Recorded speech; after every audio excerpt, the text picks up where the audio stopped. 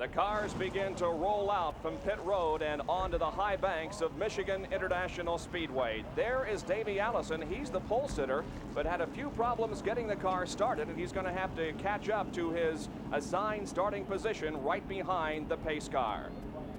So again, 40 cars and drivers are getting set to go, and here is a lineup for today's Champion Sparkplug 400. On the pole, with a speed of 170.705 miles an hour from Hueytown, Alabama in the Haviland Ford, Davey Allison. Alongside will be Alan Kulwicki from Concord, North Carolina in the number 7 Xerox Alugard Ford. Going in row number 2 from Dawsonville, Georgia, Bill Elliott in the number 9 Coors Melling Ford, and alongside Ken Schrader from Fenton, Missouri in the Red Baron Frozen Pizza Ford. The fastest 4 qualifiers were in Fords. Now going to row number 3, it's Brett Bodine in number 1 in the Bullseye Barbecue Sauce Chevrolet, and alongside Benny Parsons in the Folgers Coffee Chevy. Row number 4, Darrell Waltrip in the Tide Chevrolet, and alongside will be Dale Earnhardt in the Wrangler Chevrolet. Going to row number 5, it's Terry Labonte in the Budweiser Chevrolet number 11, and Derek Cope in the number 19 Stoke Racing Ford. In the 6th row will be Richard Petty in the STP Pontiac number 43, and Harry Gant in the Skoal Bandit Chevrolet number 33.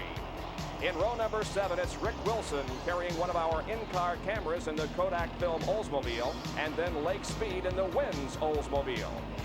Starting in row number 8, it's Morgan Shepherd in the Quaker State Buick, and Bobby Hillen Jr. in the Miller American Buick. In the 9th row, Jim Sauter in the number 89 Evinrude Outboards Pontiac, and Kyle Petty in the Citgo Ford.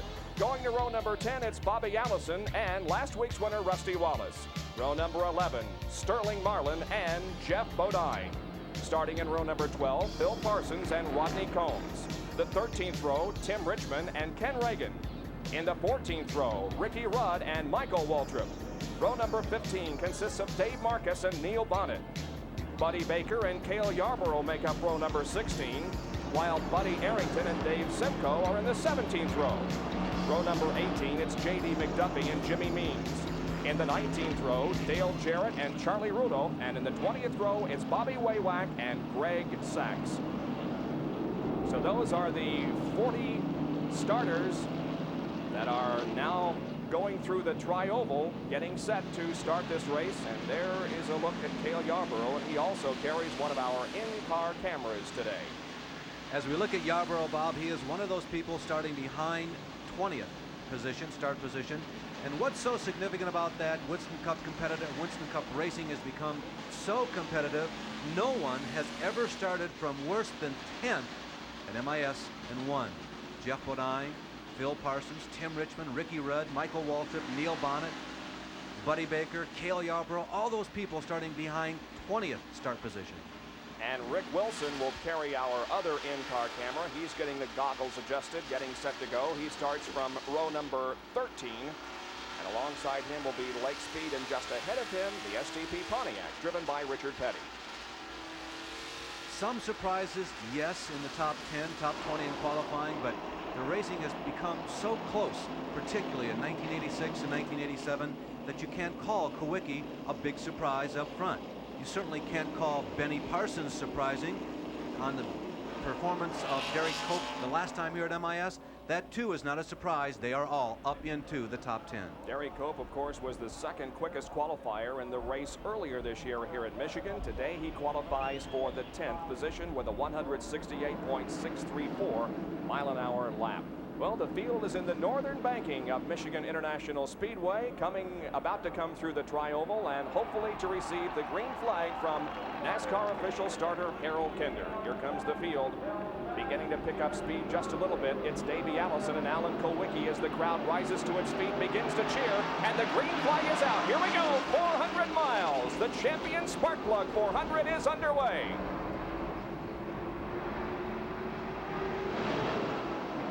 Darrell Waltrip to the inside, trying to make a move on Dale Earnhardt already as the front row stays pretty much together. Now coming out of turn number 2 and down the backstretch, it's Davey Allison that's going to grab the lead away from Alan Kulwicki. They They stream down the backstretch. That's Ken Schrader and Bill Elliott side by side as they head to turn number 3. Elliott to the low side and Schrader high, but Schrader pulls back around Bill Elliott by about a half a car length and maintains that 3rd position. Lap 1 about to be complete.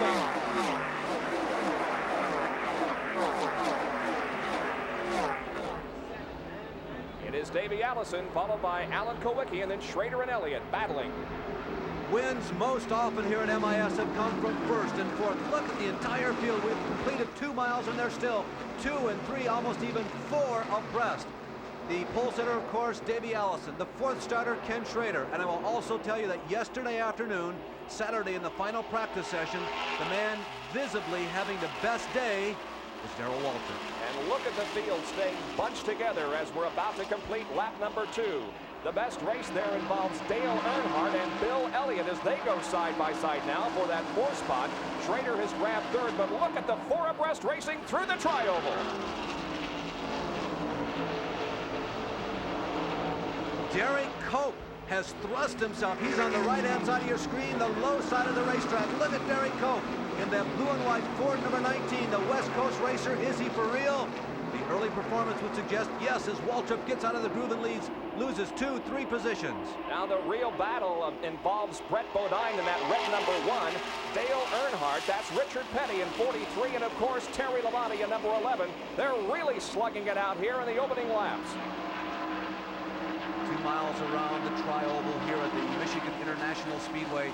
The drivers will tell you that when you slam into turn number 1, this is a relatively smooth arc coming out of 4, but when you dive through the tri-oval and go toward turn number 1 right now, it doesn't look like it on your screen, but it's a hard left-hander. You have to turn the car sharply, hit the apex in the bottom side of the number 1 turn, let the car drift up into the middle of the racetrack. Then you maneuver your car through number 2 properly, and hopefully you set up for the long backstretch where if you've got any extra horsepower, you can do some passing. Rick Wilson is right in the middle of this battle for positions as he's behind Morgan Shepherd in the Quaker State car. They set their machines into turn number 3. That's Richard Petty on the high side of the racetrack. The last lap, as you can see, turned at 168.224 miles an hour, only about 2 miles an hour slower than what they qualified at.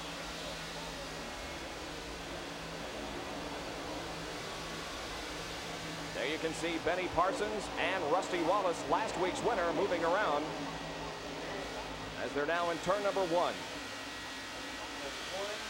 Rusty Wallace is one of the multitude of crews that thought, hey, we're going to qualify in the top 10 here at Michigan International easily. He was 20th quick as he is right in the middle of this backstretch freight train here in the early stages at MIS. Drafting very important at this racetrack. If you get in the draft and stay with somebody, you can hold on to your spot, but if you should break the draft, you're going to find yourself dropping back drastically. Up front, it is a good battle for the lead developing now as Alan Kowicki and Davey Allison go at it, but also some great racing in the back of the pack. There are the leaders.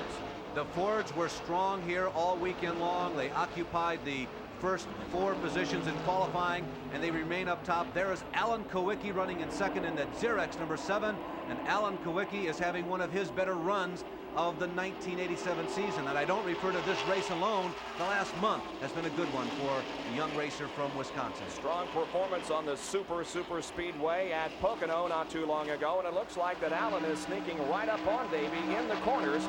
When they get on the back stretch, Davey able to stretch it out just a little bit, but nevertheless Kowicki able to stay right up on the rear bumper of Davey Allison. It's still Ken Schrader running 3rd, followed by Bill Elliott, and then Derek Cope, who is in 5th. There's some 2 abreast racing. That's Brett Bodine, Terry Labonte, Dale Earnhardt, and Richard Petty. And that's 6th, 7th, 8th, and 9th. As the 8th position is about to be contested between Petty and Earnhardt, and Petty grabs that spot. A strong showing for that number 1 Bullseye barbecue car of Haas Ellington with Brett Bodine behind the wheel. Brett raced last night down in Rougemont, North Carolina in a Busch Grand National race and crashed heavily. He's driving sore today here at MIS, but he qualified in the top 10 and he remains there. Field streaming across the start-finish line and completing lap number 7 of 200. And you can see that the field is staying very close together, well bunched in the draft. And there is Dale Earnhardt now moving to the inside of Brett Bodine as they come off corner number 2, battling for that 7th position. Earnhardt to the inside and Brett Bodine outside, but Brett has the advantage as they go down the straightaway. Now Earnhardt begins to make the move, pulls alongside, slingshots by, going into turn number 3, and Earnhardt moves up to 7th. So we're in the opening stages of the champion Sparkplug 400 from Michigan International Speedway. Davey Allison leads Alan Kulwicki, Schrader, and Elliott. We have completed 10 laps in the champion Sparkplug 400. That's Davey Allison leading. Ken Schrader moves around Alan Kulwicki and takes second. Back in 4th is Bill Elliott. And in the 5th position now is Terry Labonte, as Derek Cope, who was right up there with the lead draft, has fallen back and is now in 6th spot. He's in 6th, but side by side with Dale Earnhardt. There is Labonte, who just got around both Earnhardt and Derek Cope. And Labonte is the man who has moved up on the top 5. You can see him there on the left-hand side of your screen. He is the 4th white car, and you can see Terry Labonte showing some flashes that he would like to do some passing. Going to the inside of Bill Elliott, coming to the tri-oval. They're side by side heading for turn number 1. Labonte inside and Bill Elliott to the outside of the racetrack. Alan Kulwicki right in front. There are 5 cars in the lead draft, and Dale Earnhardt is catching up in 6th as he has disposed of Derek Cope. And now Dale Earnhardt is very close to joining the lead draft in that 6th position. We have had our spotters indicate to us that they're seeing some tire smoke from the Dale Earnhardt car. And Larry, I think it's just simply because he is driving that car to its fullest. Yeah, I think so, Bob. He has really been thrashing on it. Earnhardt didn't have the best of starts, but perhaps he was biding his time for just a couple of laps. But since everybody's strung out, he turned his machine loose, and Earnhardt has been moving up. And as we watch Earnhardt and Labonte, they are the 2 moving up. We also make mention last week winner Rusty Wallace has moved to 9th from 20th, and we understand a comment from the pits. Jerry? Dale Earnhardt's car has certainly been awfully loose, as Larry Duber said. This is the tires they qualified on. I talked to Kurt Shelburne just minutes ago, and he said the car was real loose, but Earnhardt just going to drive it sideways off the corner. He says, we don't worry unless the car gets completely sideways coming out of the corner. He knows what he's doing. He's going to go to the front. Loose or not, he's headed toward the front. Well, you never have to worry about the driving ability of Dale Earnhardt. No question about that, as he can take a bad handling car or a good handling car to the front. And right now, as you can see, he has joined the lead draft and falls into 6th position. There is Tim Richmond right behind Cale Yarborough. We have a view out the rear glass of the Hardee's Oldsmobile driven by Cale Yarborough. And that is 19th and 20th position. Cale in 19th and Tim Richmond in 20th. Richmond, a very poor qualifying performance. At 167.6, began this race 25th. Now he moves to the inside of Cale and tries to pick up the spot. You can see they had just disposed of Bobby Hillen Jr. By the way, back to that comment about driving a race car loose. Racers will tell you that nothing's wrong unless you look out the right-hand side and you see other race cars. Then you know that something is awry. Continue to watch Tim Richmond running right alongside of Cale Yarborough there in the northern banking, about to complete another lap, and some very close competition here as they look like they may have touched slightly coming off of turn number 4. And look at the lead pack, and look at Dale Earnhardt go high and about to move into 3rd position. 3 wide in turn number 2, coming off the banking and down the flat backstretch. That's Allison still leading. And it is Ken Schrader 2nd, then Earnhardt, then Kulwicki, then Labonte. One of the traits of the Michigan International Speedway, particularly for Winston Cup stock cars since they built this racetrack back in the late 1960s, is the ability of these drivers to go 2, 3, sometimes even 4 abreast all the way around the racetrack. It's very wide as super speedways go. The banking is also constant. There is no saucer effect here at the Michigan International Speedway. The banking seems to be consistent as we look at the tops, or the average speed so far, 164 miles an hour. The banking is as consistent down on the bottom as it is up near the wall, and that's why the cars can do that. And this also has been a track that has, in the past, not led to a lot of attrition. And you'll remember a few years ago, I think 3 years ago, we ran a complete race without a caution, so it's also a track that has been very safe throughout the years, but boy, it's one that leads to some great competition. Now we zoom in on the top three as Earnhardt is about to take second position, and Dale is making sure everybody is aware that he is there. Although he started 8th, the car apparently is now beginning to work very well for him, and he slides to the inside of Ken Schrader. They're side by side into turn number 1. Remember, Dale Earnhardt won the previous race here at Michigan earlier this year, and now Earnhardt goes into second. As you can see, some tire smoke coming off the left rear of the Ken Schrader Barron's frozen pizza special. It's hard to say which one it came off of specifically, but I don't think it makes any difference because they're out there racing. One word about Earnhardt and all of his wins this year. I realize we are just embarking basically on the second half of the season. Earnhardt has not won yet twice at one single racetrack. He could do so here at Michigan International today. With those 8 wins, none has come, none has doubled up, that is, at one single speedway. So there is Davey Allison leading Dale Earnhardt, and we asked him a little bit earlier in the weekend about things that bother him. You always seem calm, relaxed. Does anything upset you on the racetrack? Running second. And that tells the story right there. Nothing else need be said. Earnhardt now in second position, but we'll see his tactic here as he has really closed in on the leader, Davey Allison. And look at this competition midway through the pack as again they continue to run 3 and 4 abreast through the corners. Richard Petty is in that group. Saw Tim Richmond, Neil Bonnet, Jeff Bodine. There is the pack from inside Rick Wilson's cars. They look low to Jeff Bodine. Wilson, Bodine, Tim Richmond, also Jim Sauter involved in this fight for position. 4 wide going into turn number 1. And number 44 car Sterling Marlin also there. Lake Speed, Kyle Petty. I think I saw Michael Waltrip just to the rear of that pack. There is a picture of Lake Speed. Speaking of Lake Speed, as he slips up and goes behind Sterling Marlin, and Lake Speed wrestles his wheel as he falls into line down the backstretch. Hardy's race cam giving us some great shots as he and Lake Speed and the number 83 Wins Kmart machine are going at it for position. See the movement of the wheel that the driver has to make as he goes around these high banks. Now onto the tri-oval where the banking isn't quite as steep. And of course the backstretch here at Michigan is almost completely flat. One of the amazing aspects of these early laps here at MIS, Bob, is that the field is not in jeopardy. Not a single car is in jeopardy of being lapped. Everybody has continued to run at high speed. The qualifying difference was only about 3 seconds. They are all running much closer than that now. Let's just let you ride around the race course with Cale Yarborough.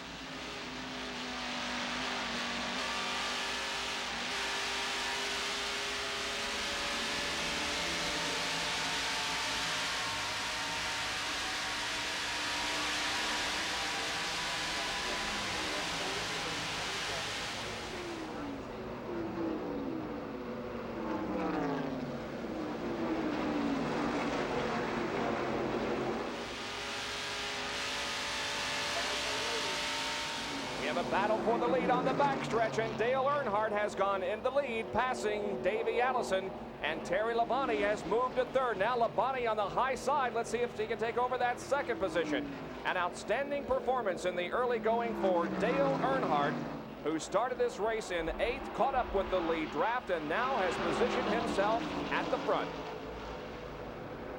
Earlier in the season, Dale Earnhardt, when he was in the midst of racking up all those wins in March, April, May, and the early part of June, at one point he had reached the percentile of 65 for the percentage of laps that he had led, not running the lead lap or not running the top 5.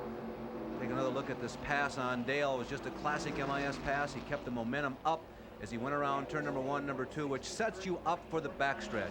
The backstretch is normally where you can get most of your work done, and Dale did it on Davey. Now Labonte is trying to do the same thing. He'll follow Davey through the D-shaped front stretch here, try and turn a good turn number 1, turn number 2, and if he has kept the momentum up going through and cross the start-finish line, perhaps he can pass Davey in number 2, but if he gets 1 and 2 good, The pass will come at the end of the backstretch. But Davey that time seemed to have the edge going through 1 and 2. Well, a while ago there were 5 cars in the lead draft. Now there are 7 cars in the lead draft as Richard Petty and Rusty Wallace have cut up, and there is trouble in the Cale Yarborough car. He has dropped low on the racetrack, and smoke is pouring from that machine. It looks like another bad race for Cale Yarborough. Cale Yarborough, who went to his own team for 1987, he told us yesterday, as he has told everyone, yeah, I knew it would be difficult, but I really had no idea it would be quite this difficult to pull off. But he has had a season that has been nothing but frustration. Cale Yarborough dropping low on the racetrack. He's able to come into the pit area without stalling on the track. Will of course have no yellow flag, and I believe Cale is going to make it, although he is running very slowly on the bottom side of the racetrack now in the 3rd and 4th turns. So Cale Yarborough drops out of another race. Last week he was 5th at Talladega, but is 25th in the point standings going in. Of course, he doesn't compete on the entire circuit, but nevertheless it has not been a good year for Cale Yarborough, and the misfortunes continue. We've completed 23 laps at the Champion Spark Plug 400. Back at Michigan International Speedway in the Champion Spark Plug 400. Look at the interval that Dale Earnhardt has opened up on the rest of the field. That's the interval there between 1st and 2nd position. Dale passed Davey Allison a couple of laps ago, and he's now really stretching it out. That's Allison still running 2nd, followed by Terry Labonte, Ken Schrader, Richard Petty making a race out of it with Bill Elliott, and behind Elliott is Alan Kulwicki and the number 27 of Rusty Wallace. Then comes Shepard, Benny Parsons, Derek Cope is still up there. Buddy Baker has moved up nicely, as has Jeff Bodine. Next comes Darrell Waltrip, and then Tim Richmond. That's a kind of a quick overview of the top 15, give you an idea how some of your favorites are doing. Baker has moved up nicely, as has Bodine. Look at the old cagey veteran, though, Richard Petty, hanging right in there with the youngsters. There's Alan Kulwicki beside him, as Richard continues to run that high line that he likes on these kinds of racetracks, and that's Rusty Wallace right behind him. But a good performance in the early going by the king, Richard Petty. A couple of Pontiacs, Petty and Wallace, they hooked up. That's how they caught that pack of Fords. Well, let's go to Dick Berggren. And here's the story. Kenny Schrader has lost the ability to talk to his crew. Now they can hear him, but Schrader can't hear them. That is a critical problem down here because it's so important to know when to come in for a pit stop. Jerry Punch, what's going on down at your end of the pits? Well, we're in the Hardee's pits of Cale Yarborough. This is his crew chief, Cliff Champion. And Cliff, a short afternoon. What happened to you? Well, I don't really know, Jerry. Yeah, the car seemed to be handling fairly well. Cale said that the chassis was okay. He was just, you know, kind of stuck in traffic right now, trying to work his way up. And then all of a sudden he came on the radio and it blowed up. Yeah, that's what we all hate to hear, but it may be something minor, but it appears something more. Well, blown up, that sums it up indeed. The Hardee's Oldsmobile has made its way to the garage area. And there you can see the leaders. It is still Dale Earnhardt in front. Bob, in the last 8 races, Cale has entered 4. He has finished 2 of them, finishing a 4th and a 5th. He's had an engine problem and brake failure the other 2 times. There's Bill Elliott leading this pack of cars into the northern high banking with Kulwicki, Petty, Rusty Wallace, and others trailing. Now, every once in a while, if you are a keen observer of motor racing, you'll see what appears to be these cars sliding, the tail ends coming out. They are understeering, as some of the racers are wanting to say. Yep, your eyes are not deceiving you. That is exactly what is happening. You can really hang it out here at Michigan, particularly on a day like today or yesterday, as we go down pit side and see Dale Jarrett, another one of the competitors last night at Rougemont, North Carolina, making a premature pit stop. You can really hang it out here at Michigan. Yesterday it got very hot during qualifying. It was almost like an oiled track, and we expect the same scenario to unfold here this afternoon. We're continuing to watch this race for second. Now focusing in on Schrader, Wallace, Petty, and Alan Kulwicki. And some sideways. Wallace and Schrader. Way out of shape in the fourth turn. Gathered it in, however. Alan Kulwicki begins to drop back just a little bit. He was the second place starter and ran second for a while, but is now battling for this sixth spot with Ken Schrader. Both Schrader and Kulwicki, of course, or rather, excuse me, Schrader and Wallace from the Show Me State, and they were both showing me a little bit of sliding that time around. Let's talk about pit stops, Larry. When might we expect the first set? Pretty simple here. It's a 2-mile racetrack. 50 laps is 100 miles. That is the normal distance that we are accustomed to seeing Winston Cup cars go. That is the barometer, 50 laps.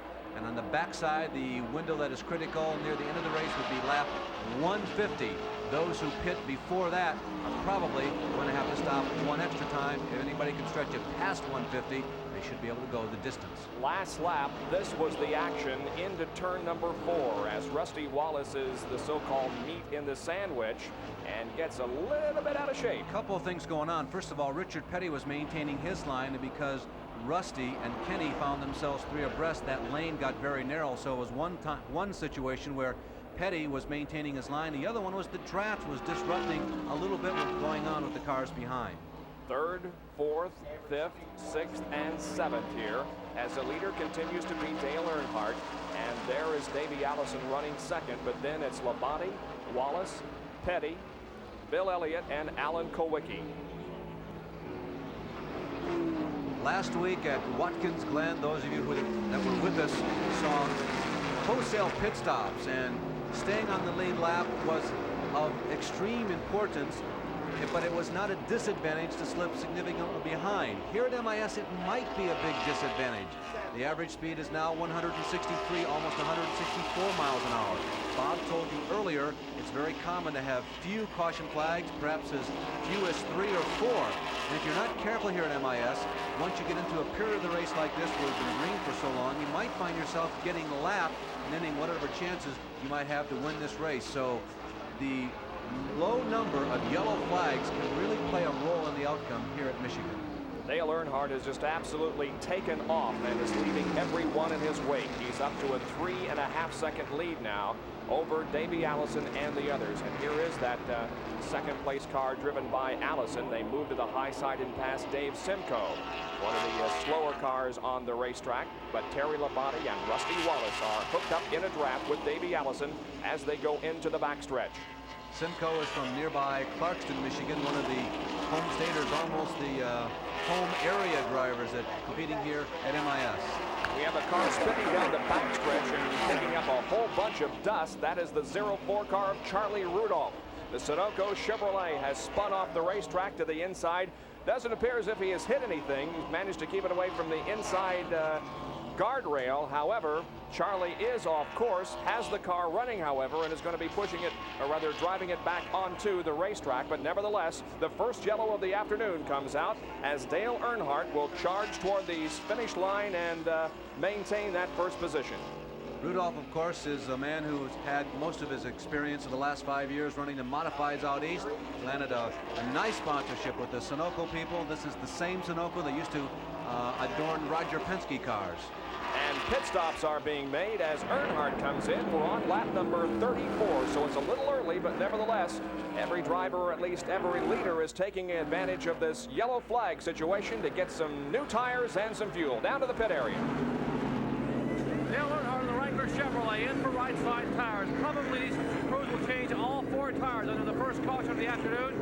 As you see, Earnhardt on the top and Allison on the bottom as we see the lead car now getting 4 tires. The Allison crew moving around to the left side of the car. Earnhardt's crew almost finished with their pit stop. The car down the way. A little over 14.5 seconds. His car is gone. Allison still on the jack, getting those left side tires. Remember, their crewman, their jackman Larry Ift, injured last week, and team manager Robert Yates has to man the jack. And there's Allison down pit road. Well, a much slower pit stop for Davey Allison, but he and the others are moving back up to speed and going back out onto the race course. You can see that Rusty Wallace and Terry Labonte have beaten Davey Allison out of the pits for this restart. So we're under yellow because of a spin on the backstretch involving Charlie Rudolph. We'll be back with more of our live coverage from Michigan.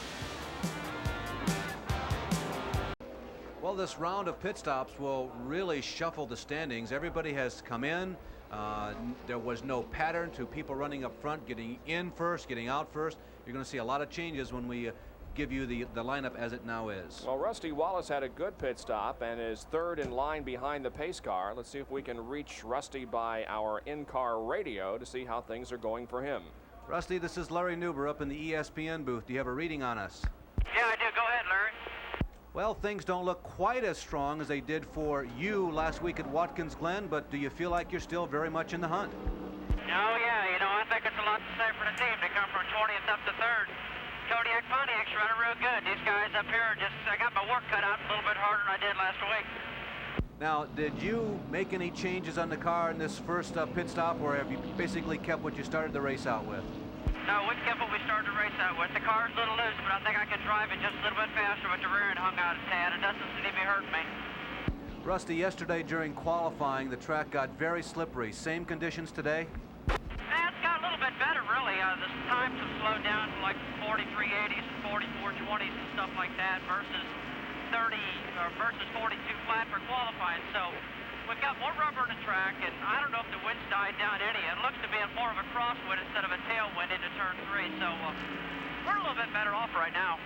Okay, Rusty, we're going to keep our eyes peeled on you and watch you match wits with that blue and yellow machine. Yeah, I need to get up there and dice with them a little bit.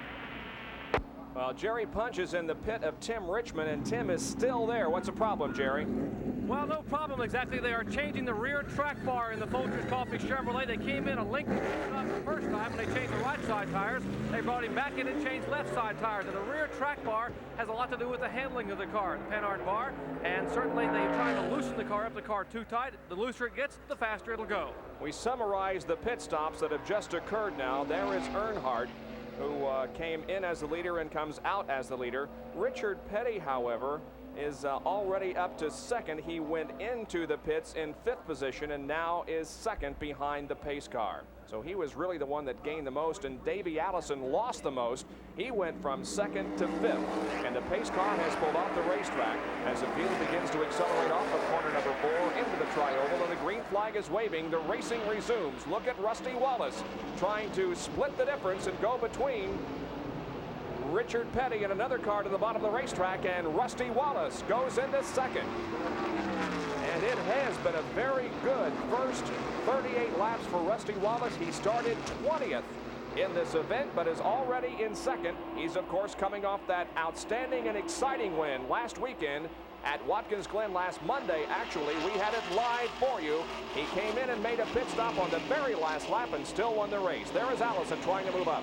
Morgan Shepherd, he too has had a strong day so far. There goes Davey to the outside of Morgan. You're in turn 3, turn 4 now.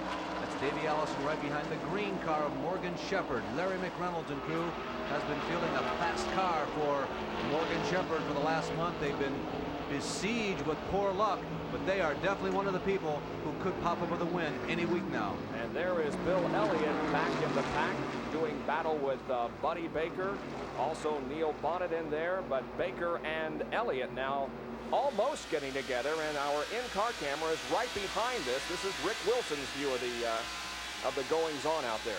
You see Wilson swinging to the inside of Lake Speed as he goes on the backstretch. Speed holds his line going into number 3. Closes the door on Rick Wilson. From the camera, the high cameras that you see usually on your screen, it looks so easy. You get some of the idea when you go down inside the race car. You see how sudden the moves are. They're dicing back and forth. The wind currents have an effect. The driver moving the car back and forth, of course, with the steering wheel. He can do some of the steering with the throttle. Lots of activity going on out there, very close to Lake Speed.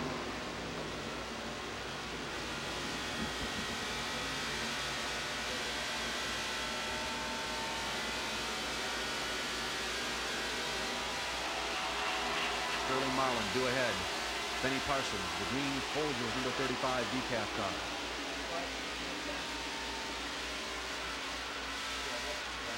And Rick Wilson moving to the outside, picking up position. Now he's still right behind Sterling Marlin as they come into the tri-oval once again.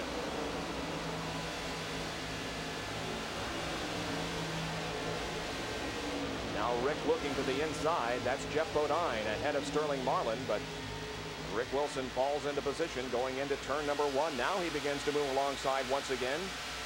as he gets the right side view of that Piedmont Oldsmobile driven by Sterling Marlin, and Rick Wilson passes Sterling. And that's Jeff Bodine again in the Levi Garrett car.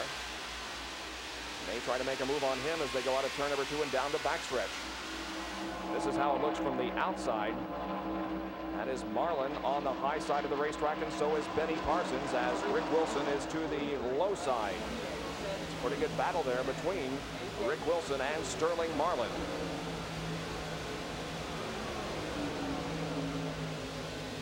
Keep in mind how fast you are here inside of the first 100 laps. Yeah, it's significant, but it's not critical. This track figures to change greatly between now and when lap number 200 completes itself here at MIS, and the team that has the ability to make the car quick in the final 50 laps is the team that's going to win this race. Yes, Earnhardt is superior now. Yes, he has been superior most of the season. Yes, they have been able to make their car go quick the last quarter of every race. While we continue to watch from the in-car camera, we'll tell you that Earnhardt leads, followed by Rusty Wallace, Richard Petty, Davey Allison, and Terry Labonte. We'll be right back. We're glad you could be with us on this Sunday afternoon for Winston Cup Stock Car Racing. We're live at Michigan International Speedway. I'm Bob Jenkins, along with Larry Newber, Dick Bergeron, and Dr. Jerry Punch. The leader is Dale Earnhardt, but right behind him by just a few car lengths is Rusty Wallace. In third at this point is Richard Petty. And there is Dale's performance since Riverside. On the 21st of June, he's finished first, sixth, first, third, and eighth. Bob, the amazing thing about Earnhardt's season is you could pick any skein of 6 races and see basically the same performance. They have been incredibly consistent from short track to super speedway to road course to mid-size racetrack. They have had an unbelievable season. Bobby Allison and Buddy Baker are racing for 9th. It is Bobby Allison in 9th at this point, and Buddy Baker right behind in the Oldsmobile. Buddy told us as early as Friday in that Crisco Olds that he was feeling very good about this race. As soon as they unloaded off the trailer, the car did exactly what they had hoped it would do, maybe even a little more. He got caught in one of those time warps in qualifying. When he went out, the track conditions were absolutely horrendous, so he didn't qualify well. But he warned us on Friday, hey, we're going to have a good weekend, and right now Buddy is giving it a good ride. A couple of cars have dropped out of the race. Ricky Rudd has put his machine behind the wall, and Derek Cope, who ran so well in the first 10 laps or so, is also behind the wall. 3 abreast racing here. It's Bill Elliott, Terry Labonte, and Morgan Shepherd. Remember, Michigan International is recognized by many as Bill Elliott's racetrack.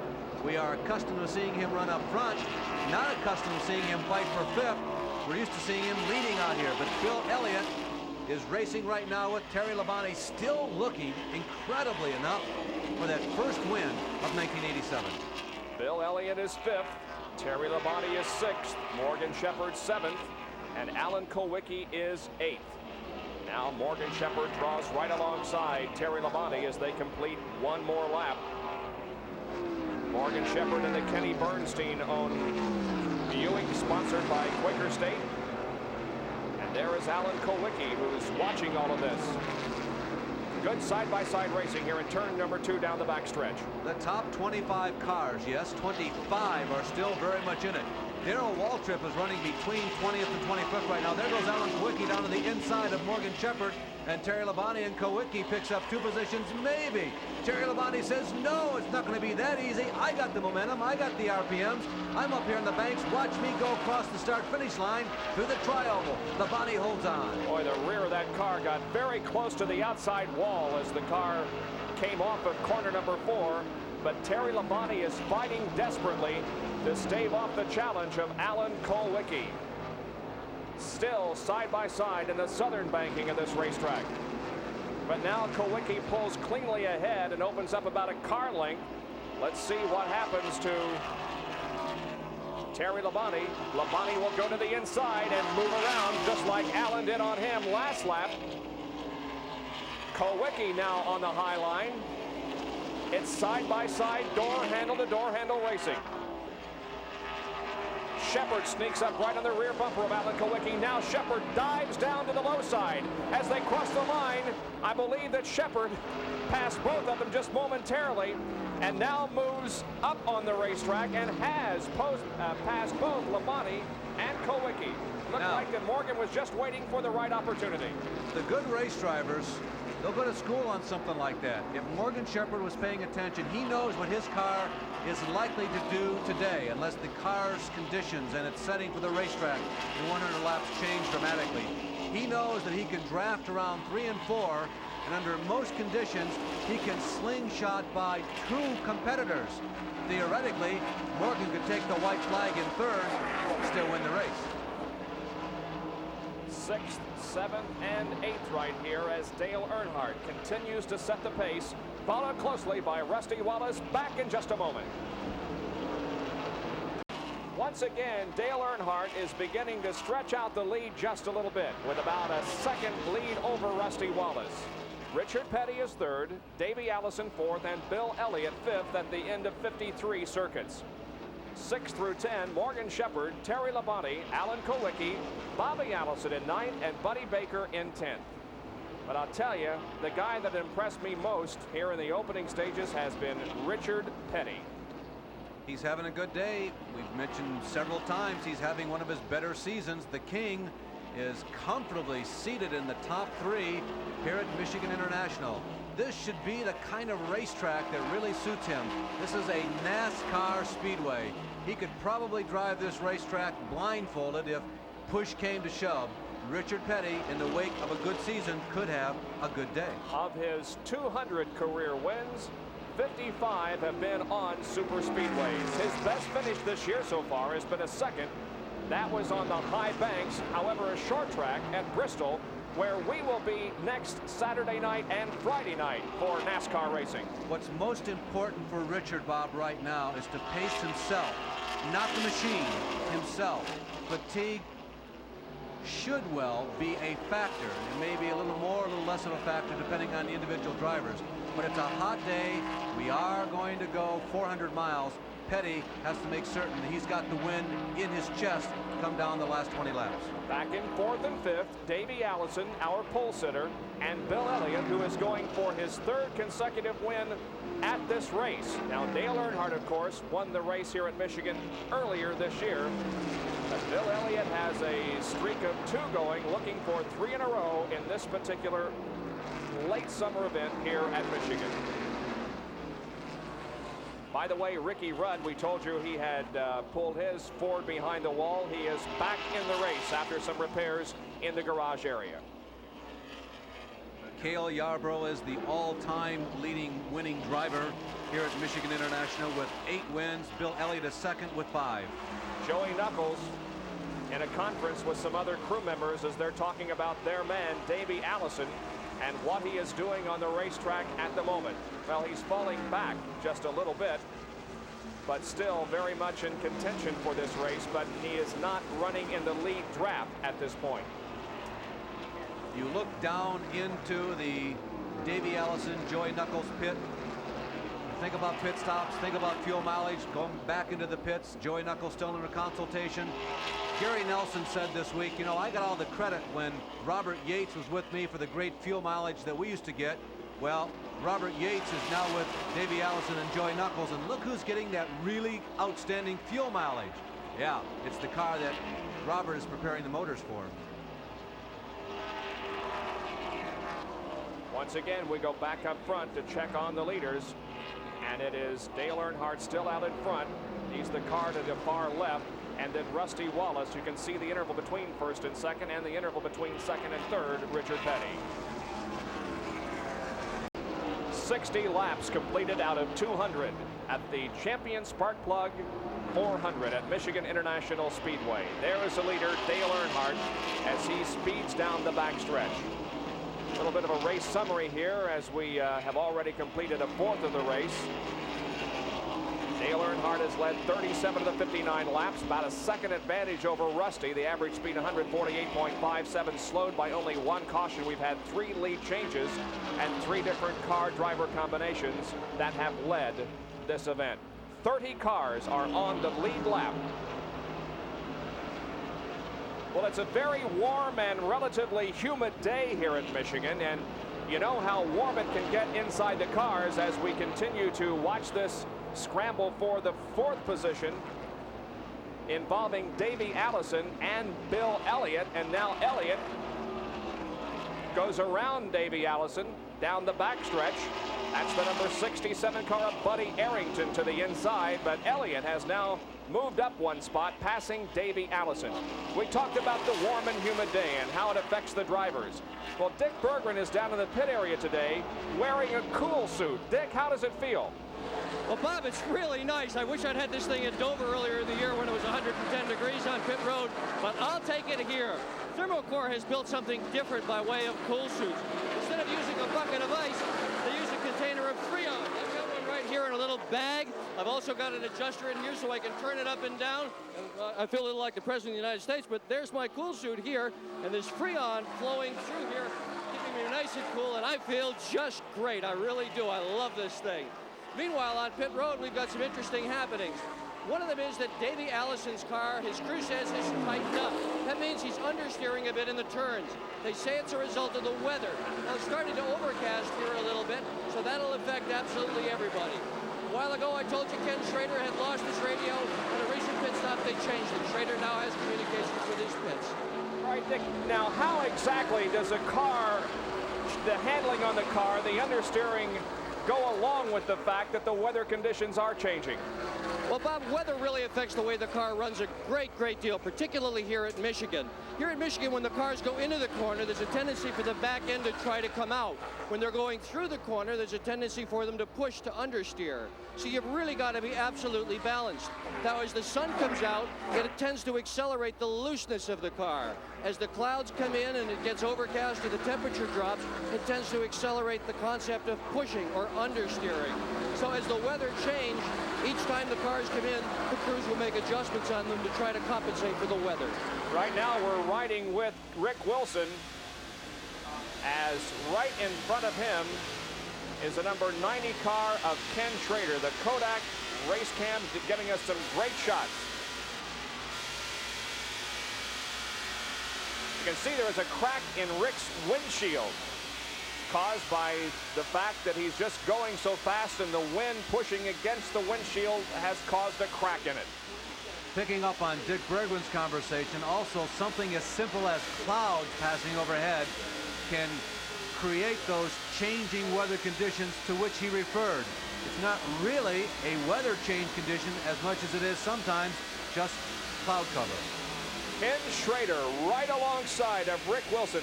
You can get an idea of exactly how fast these cars are going. Notice the grandstands and the poles holding the catch fencing here, how quickly they go by at over 170 miles an hour down the backstretch.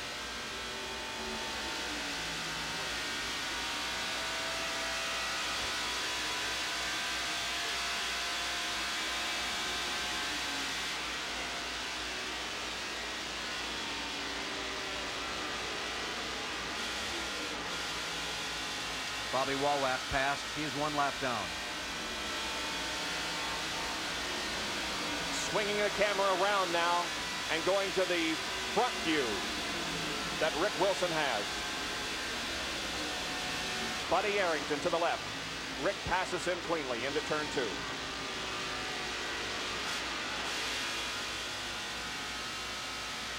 .66 laps completed here in Michigan. At Pocono, where they're running a 500-mile IndyCar race. At the end of 125 miles, Emerson Fittipaldi leads over Jeff Brabham, Michael Andretti, Mario, Rick Mears, Alan Zer, Roberto Guerrero, Pancho Carter, Danny Sullivan, and A.J. Foyt.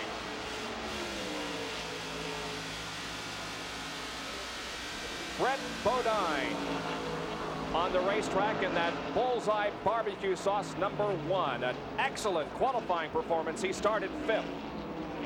The Busch Grand National race last night, in which Brent raced, was won by Larry Pearson. Elton Sawyer was 2nd. Jimmy Hensley was 3rd. That was Pearson's 4th win of 1987. We might mention Brett Bodine, who did qualify 5th, running back in about 22nd or 23rd spot. There had been a report from the Bullseye Barbecue pits that possibly an overheating problem on the car. We talked a minute ago with Sheldon Pittman. The crew chief said, no, the car's not overheating too much. It's about 210 degrees. One thing we do know for sure that Brett Bodine he tried to climb in the race car. Eventually he ran a Busch Grand National race last night at Orange County Speedway down in Rougemont, North Carolina. His Busch car was totally destroyed. He was involved in an accident, a multi-car crash. Tommy Houston was hitting the back of the concussion. Brett's right leg was pinned to get the shifter in the car. He is in severe distress climbing in the car here. Took a lot of courage to get in this Winston Cup car and race today. There was even some talk that he would pass up this race if it rained last night and rained it out and they were going to run that Busch Grand National race today. There was talk that he and Dale Jarrett would withdraw from this one and race at Rougemont. Fortunately, however, that didn't happen and the race was held last night. The lead here at Michigan continues to be held by Dale Earnhardt, with Rusty Wallace running second and Richard Petty third. Back with our live coverage right after these messages. Stay with us. And don't forget, Roy Firestone will be in the broadcast booth tonight along with Mike Patrick and Dick Butkus as we present an NFL preseason game, the Chicago Bears against the Miami Dolphins at 8 o'clock Eastern Time tonight, live on ESPN, and we are live at Michigan International Speedway as Dale Earnhardt continues to lead, and now this side-by-side battle involving Terry Labonte and Alan Kulwicki for 7th. And Bobby Allison got his nose right up there saying, hey fellas, I know you guys are having a good time, but I'm back here. Don't slip up. I'll slip through. Alan Kulwicki started second, was second fastest qualifier, but is now in 8th as Terry Labonte runs 7th. There is Bobby Allison, who started way back in 19th position. Remember, no driver has ever won MIS from further back than 10th. Again, the most favored positions of winners here at MIS, 1st and 4th. Behind that group, Buddy Baker continues to run. You got a quick glimpse of Morgan Shepherd. He's in 6th position as Bobby Allison goes down low and momentarily makes it 3 abreast. Kenny Schrader is still in it. I'm going 10th through 20th. In no particular order, but this is the approximation. Rick Wilson, Neil Bonnet, Sterling Marlin, Jeff Bodine, Tim Richmond, Benny Parsons, Dave Marcus. You can see Labonte's Michigan record 4 times in the top 10 in 17 starts. Lake Speed still on the lead lap. Jim Sauter, who qualified so well, driving the Evan Route number 89. The 55 car of Phil Parsons, Kyle Petty, Brett Bodine, Bobby Hillen Jr., and Michael Waltrip. Where's Darrell? He's next. 26th. So Alan Kulwicki in the Xerox Ford running 8th at the moment. He's of course pretty much an independent trying to put some money together. Well, you really have to stick to basics and really try to get the most out of the equipment that you have. You have to do the best you can with what you've got and try to work your way up into a better position. That's what we're doing right now. We're in the growing stages with this team, and you know, I'm really pleased with the kind of progress that we've made. A lot of people use money for an excuse, you know, but you only get to race 1 car and 1 engine at a time, so you can't always say, well, if I had 10 engines, I'd run better, or if I had 10 cars, I'd run better. I just concentrate on doing the best with what I've got and not use that for an excuse. Alan Kulwicki's father, by the way, Gerald, crew chief and engine builder for teams that won 6 USAC stock car championships with Norm Nelson and Roger McCluskey. Right now, Alan comes into this race 17th in the point standings. Again, his best finish was not too long ago in the 2nd Pocono race of the year. He was runner-up to Dale Earnhardt in an exciting battle for the lead and the finish as Dale passed him going out of the tunnel turn and held on for the victory. Kulwicki has a 2nd place at MIS, ASA, September 1985.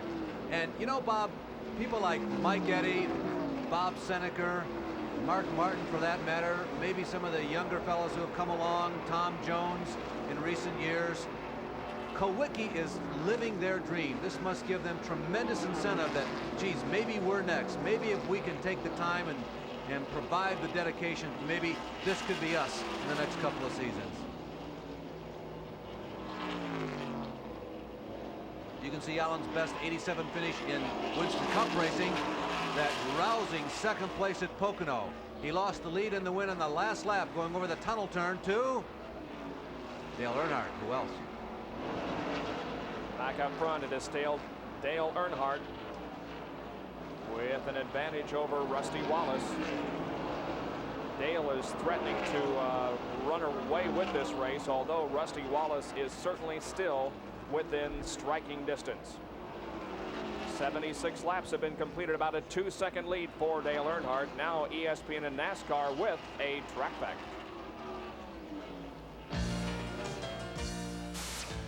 Track facts are brought to you by the Robert Bosch Corporation, makers of Bosch Platinum, the ultimate spark plug. We've all seen a car suddenly slow on the racetrack and come slowly down pit road. We presume the problem is ignition trouble. A crew member would dive in that right side window. Seconds later, the car would fire, and the car would be on its way down pit road. Well, that crew member will be changing from one amplifier ignition to another. They have to unplug one box and plug in another. Well, no longer is that the case. They have wired both boxes to a single switch. No more pit stop needed. The driver simply flips a switch on the racetrack, new ignition system, and he's on his way. Recently, Tim Richmond was leading a race. The ignition system failed. He reached up, flipped the switch, didn't miss a beat, didn't lose a lead, and went on to win the race. From the beautiful Irish hills of southern Michigan, we are bringing you live coverage of the Champion Sparkplug 400 from Michigan International Speedway. It's pit stop time once again. Bill Elliott has come in. Ken Schrader has already been in. Aren't these a little early? We're only on lap 81. They're a little early unless you're unhappy with the setup of the race car. Then you want to come in as early as you can, make those changes. You can see a crewman reaching into the back window of Bill Elliott's car, adjusting the wedge probably on that machine. It's early unless you want to make a change. One thing this does set up, however, just about everybody's going to have to stop at least 2 more times. Here is Dale Earnhardt coming in for his routine stop. Let's go to the pits. Dale Earnhardt brings the Wrangler Chevrolet down pit road. Now, he made an early pit stop on lap 35 during that first caution flag. It has been 46 laps since his first pit stop. That's 92 miles here at the 2-mile Michigan track. That's about as far as he wants to go on fuel. Really, they don't want to push it. Remember last week at Watkins Glen, they ran out of fuel early at Watkins Glen, made that last second stop. Right side tires, fuel only, and the car down the way.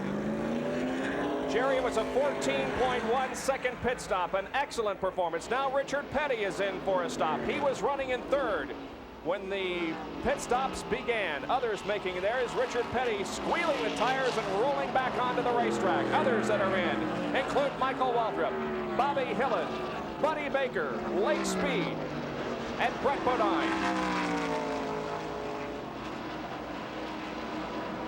Petty gaining momentum in the STP Pontiac. There's Bobby Hillen Jr.'s Miller American Buick. Service completed on that car. He rolls back out onto the racetrack. And here is Rusty Wallace's crew preparing for his stop. He is the leader because he hasn't made a pit stop, and we expect it this time around as the crew has moved out into pit lane, making sure that Rusty knows where to stop. There is Wallace bringing the Kodiak Pontiac down off the banking and into pit road. Dick Berggren is there for Rusty's pit stop. Here comes Rusty Wallace down pit road. We just saw Dale Earnhardt going by off the pace. Rusty Wallace, meanwhile, in for a pit stop. This is a routine stop. Wallace almost certainly is going to do exactly what everybody else has done on pit road, and that's to change right side tires, take a full load of fuel, and get out as quickly as possible. Alan Kowicki has just come in. So too has Bobby Allison. Rusty Wallace with a Kodiak Pontiac, and there he goes. It's a 14.5 second pit stop, so just a tick of the watch slower than Dale Earnhardt's, but Rusty goes back out there.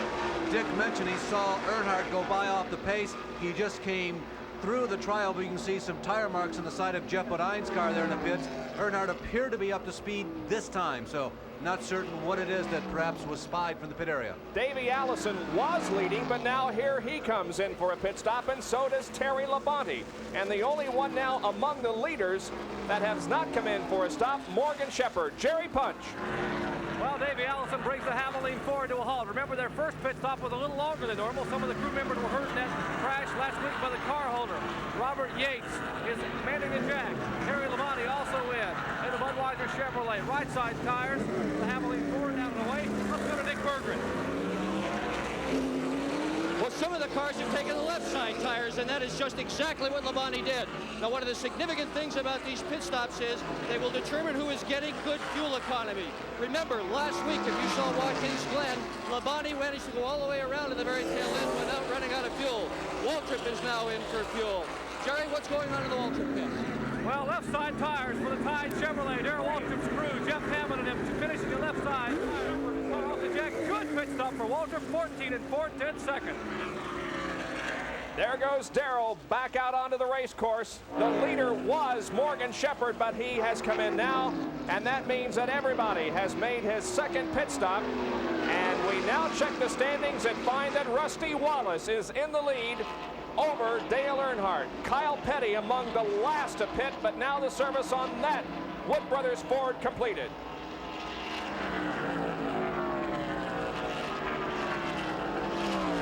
"86 laps into the Champion Spark Plug 400.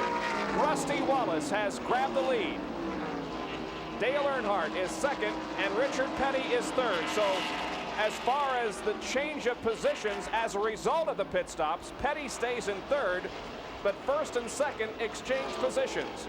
Rusty now has the lead with Dale Earnhardt running in second, and there is Rusty Wallace. 3 cars went the greatest distance between pit stop rounds. They got 50 laps or 100 miles out of a load as we continue to watch Rusty Wallace. Those 3 cars, Darrell Waltrip, Morgan Shepherd, and Phil Parsons. So the race now resumes. The race in the pit area has been completed. We move back to action on the racetrack, and we'll be right back. Bob Jenkins, Larry Newber, Dick Berggren, and Jerry Punch back at Michigan International Speedway for the Champion Spark Plug 400. It is a 1-second lead that Rusty Wallace has over Dale Earnhardt. Now, the question is there a problem with the Earnhardt machine? Richard Childress could best tell us that. Here's Dr. Punch. Well, there was a problem, and may still be a problem with the Earnhardt car. Richard Childress, your car was awfully slow getting up to speed at that pit stop. What happened? The clutch was slipping when he left the pit. We don't know why, but the clutch just slipped, and it slipped for about 2 or 3 laps, but it seemed like it might be okay now. You guys grabbed a fire extinguisher and ran up to the wall like you were going to bring him back in. What were you going to do? We were going to try to cool it down and put some blow some fire extinguisher fluid on it, try to cool it down. Okay, well, possibly a problem with Dale Earnhardt. They said the car is running okay now, but you never know. Clutch slipping when he made that pit stop. Let's go to Dick Berggren. I'm with Barry Dodson. He's crew chief for the current leader, Rusty Wallace. Barry, how are things going for you? Things are going very good. The guys on the crew did a good job. We beat Earnhardt out. The car's staying good. We haven't done any adjustments on the Kodiak Pontiac. Right now, we're right on schedule. No adjustments is a very good sign. Rusty Wallace, the leader, running very well. Well, one car not running well at all. In fact, going behind the wall is the Red Baron pizza machine of Ken Schrader. You can see the crew pushing it behind the wall, and it does not look good for Ken here at Michigan. We might also mention that Darrell Waltrip has gone a lap down in the Tide machine. But the lead being held at the moment by Rusty Wallace as Rusty looks for his second consecutive win on the Winston Cup Trail. Ken Schrader, by the way, everybody would be best to keep their ears open.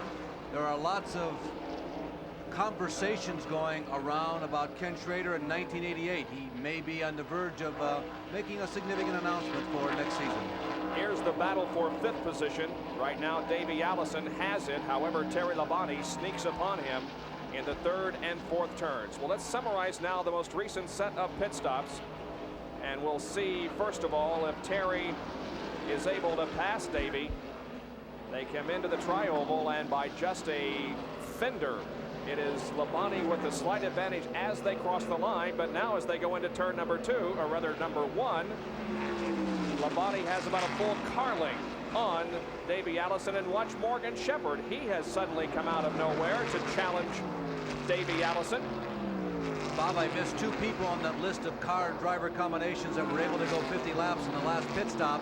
Labonte and Kyle Petty were 2 others. So keep that in mind as we get down past lap 150. And again, the pit stop summary. Earnhardt went in first, came out second. Wallace came in second and out first. So those two traded positions. Bill Elliott stayed in third. Richard Petty stayed in fourth. And Davey Allison fell back one position. He came into the pits in fifth position and comes out in sixth. And you can see that the pit stops range from lap 81 to lap 85. Now we pick up once again on this three-car scramble involving Terry Labonte, Allison, and Morgan Shepherd. And there is Rick Wilson with our Kodak in-car camera as he is behind all of this. Rick is running eighth, and again there is a very clear view of the broken windshield on the Rick Wilson car.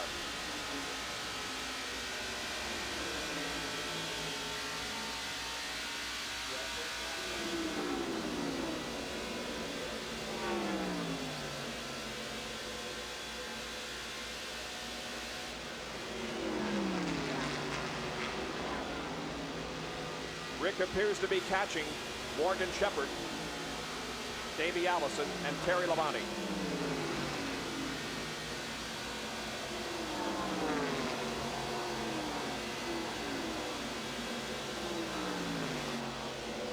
The long backstretch gives the drivers a chance to take their hands off the wheels and adjust their goggles, or perhaps relax for just a second or two before they go into the high banking once again.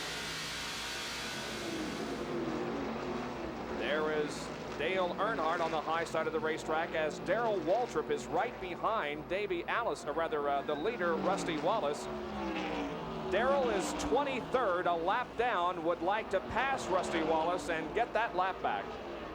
Darrell was being challenged about 2 laps ago by Dale Earnhardt. It looked like Earnhardt had enough momentum to get around, but Dale has not done so, and Darrell has pulled away. And as Bob mentioned, is right now breathing down Rusty Wallace's tailpipes. Darrell Waltrip struggling to stay on the lead lap. Well, Ken Schrader, as we saw a little bit earlier, his car behind the wall, and he is now down in the pit area. Well, he's now the latest retiree here at the Champion Spark Plug 400. And Kenny, a short afternoon. What happened to you? Well, we don't know for sure. Little car's working awful good, but we kind of suspect something happened in the valve train. It didn't really start skipping, but the engine started getting a little bit lazier after that last green flag stop, and you know, right there at the end, it just broke on us, and it's locked up now. It was still running, but it won't start now. Well, a hot engine, but you're also a hot commodity. Larry Nuber has mentioned there may be 3, 4, even 5 car owners after you for next year. Have you made any decisions yet?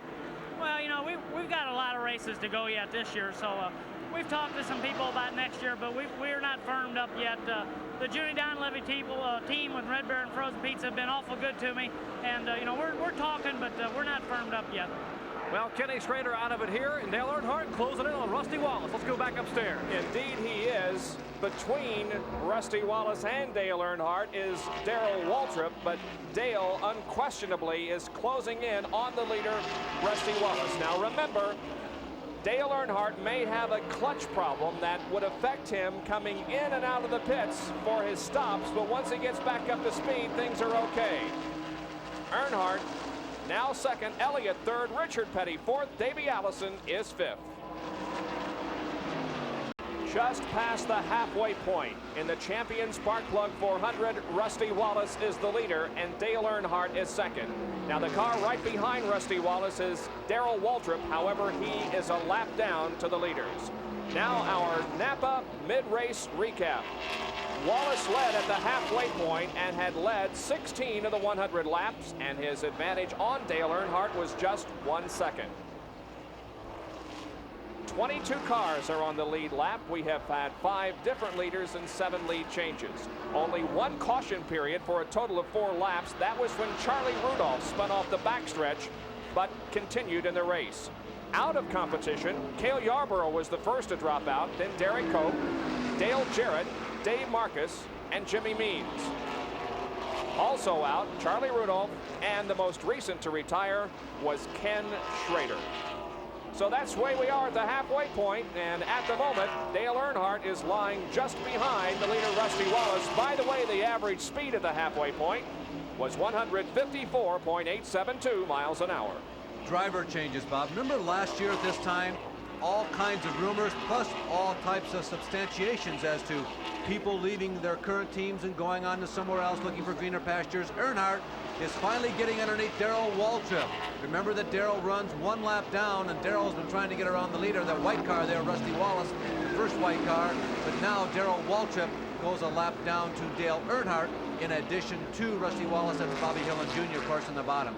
Getting back to the driver change story, very little conversation, certainly on the surface so far this year for driver changes for next year. It appears as though the majority of teams, unlike in IndyCar racing, they're going to stand pat for 1988. There are some question marks, but by and large, some of the drivers have indeed decided to stay where they are for 1988. Now look at Dale Earnhardt. He's right on the back bumper of Rusty Wallace and maybe making a bid for the lead. They go into turn number 1, and Earnhardt is looking to the inside. Dr. Jerry Punch in the pit area. Well, as you can probably tell, Dale Earnhardt's clutch is doing real well right now. What they surmise may have happened is this may have heated the clutch up as he was exiting pit road on the pit stop. The clutch was slipping a little bit as he went on the racetrack, but it's behaving quite nicely right now as he's making a move toward the front. Dale Earnhardt's car running well on the track, but they are worried here. He makes his next pit stop in about 15 or 16 laps, and they're really concerned whether that clutch will hold up as he tries to exit pit road. That is indeed going to be the time when we see if indeed the clutch is going to give him a problem when he comes in for his next stop. But as Jerry indicated, that will be in about 15 to 20 laps from right now. Should be longer, Bob. There is Earnhardt, now within just a very few car lengths of last week's winner at Watkins Glen, Rusty Wallace, who leads here today. They are running above the race record in terms of average speed. Right now it's 154.8, and the record is 153.8. They're about a mile an hour ahead of the 400-mile record here at Michigan. There is the man who is on the move. It is Bill Elliott. He is in third at the moment, and closing in on second place, Dale Earnhardt. That's, of course, Darrell Waltrip right ahead of Bill, but Darrell is a lap down. It seems like the longer this green flag segment lasts, the more superior Elliott becomes to everybody else. Difficult to tell whether or not that car is running the same speed that it was when it first came out of the pits, or has everybody else slowed down, or is Bill going faster? But whatever, his relative speed to everyone has changed significantly in the last 5 laps. Michael Waltrip now right ahead of the leader, as he is in 21st position. There goes Rusty Wallace by Michael Waltrip, and now there are 20 cars on the lead lap. Look at Elliott down on the low side of the racetrack, coming off the corner. Oh, and Michael bumps the wall, but saved it. Earnhardt, meanwhile, to the inside. Goes around Michael. Here comes Darrell Waltrip. And now Bill Elliott makes a move on the bottom side of the racetrack. Michael Waltrip just brushing the wall coming out of turn number 2 as he, I believe, tried to just put a sportsman-like move on and move high on the racetrack so that Dale Earnhardt and Bill Elliott and Darrell Waltrip could go by. Poor guy is just trying to do the right thing, but he handled it well. When he got up there against the fence, he just barely brushed it. He might not even have hit it, as a matter of fact. There's a lot of loose dirt right up there along the wall, because obviously you can run a couple inches off of it, but you can't run a couple tenths off, and that's where Michael was. Full-time sponsorship on that Michael Waltrip car now. It's the All-Pro Auto Parts Chevrolet. Darrell Waltrip hanging tough. He sees Elliott moving up in the rearview mirrors. He's looking out the front window, continues to see Earnhardt and Wallace is trying to hold back Earnhardt, and Darrell's hanging in there.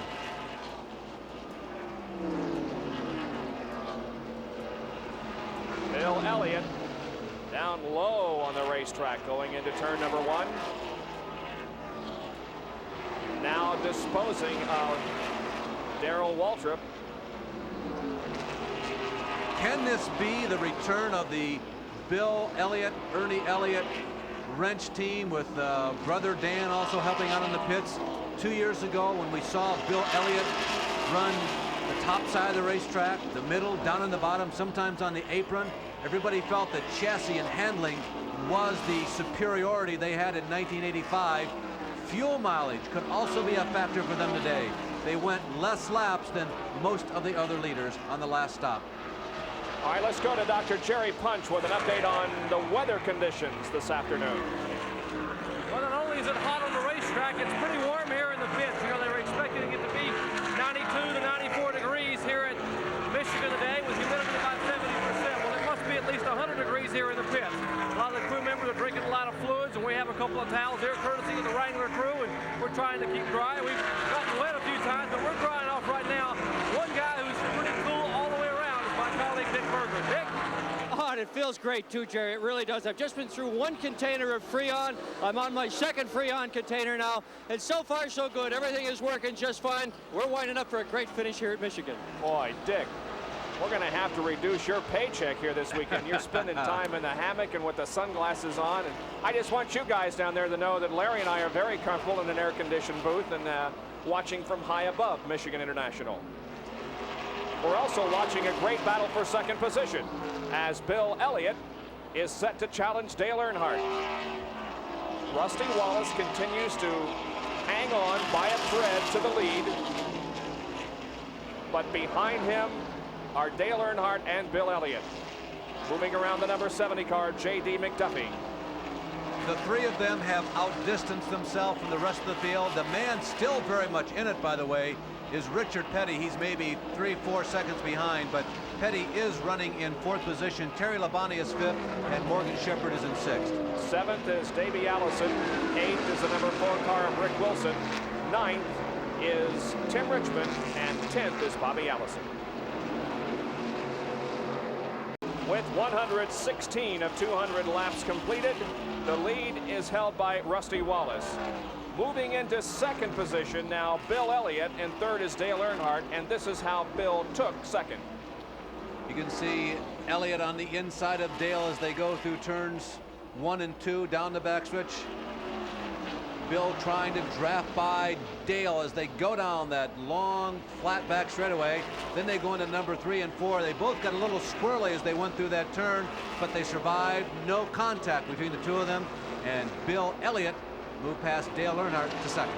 And during that time when they were going at it for second, it allowed the leader Rusty Wallace to pull away just a little bit, but now as you can see rapidly, Bill Elliott is closing in on the leader Rusty Wallace. So we're having a battle here among a Pontiac, a Ford, and a Chevy, the top 3 positions. The Fords definitely had the advantage going in. Rusty gets very close to Lake Speed as he tries to thread the needle between Lake Speed and Harry Gann on the inside.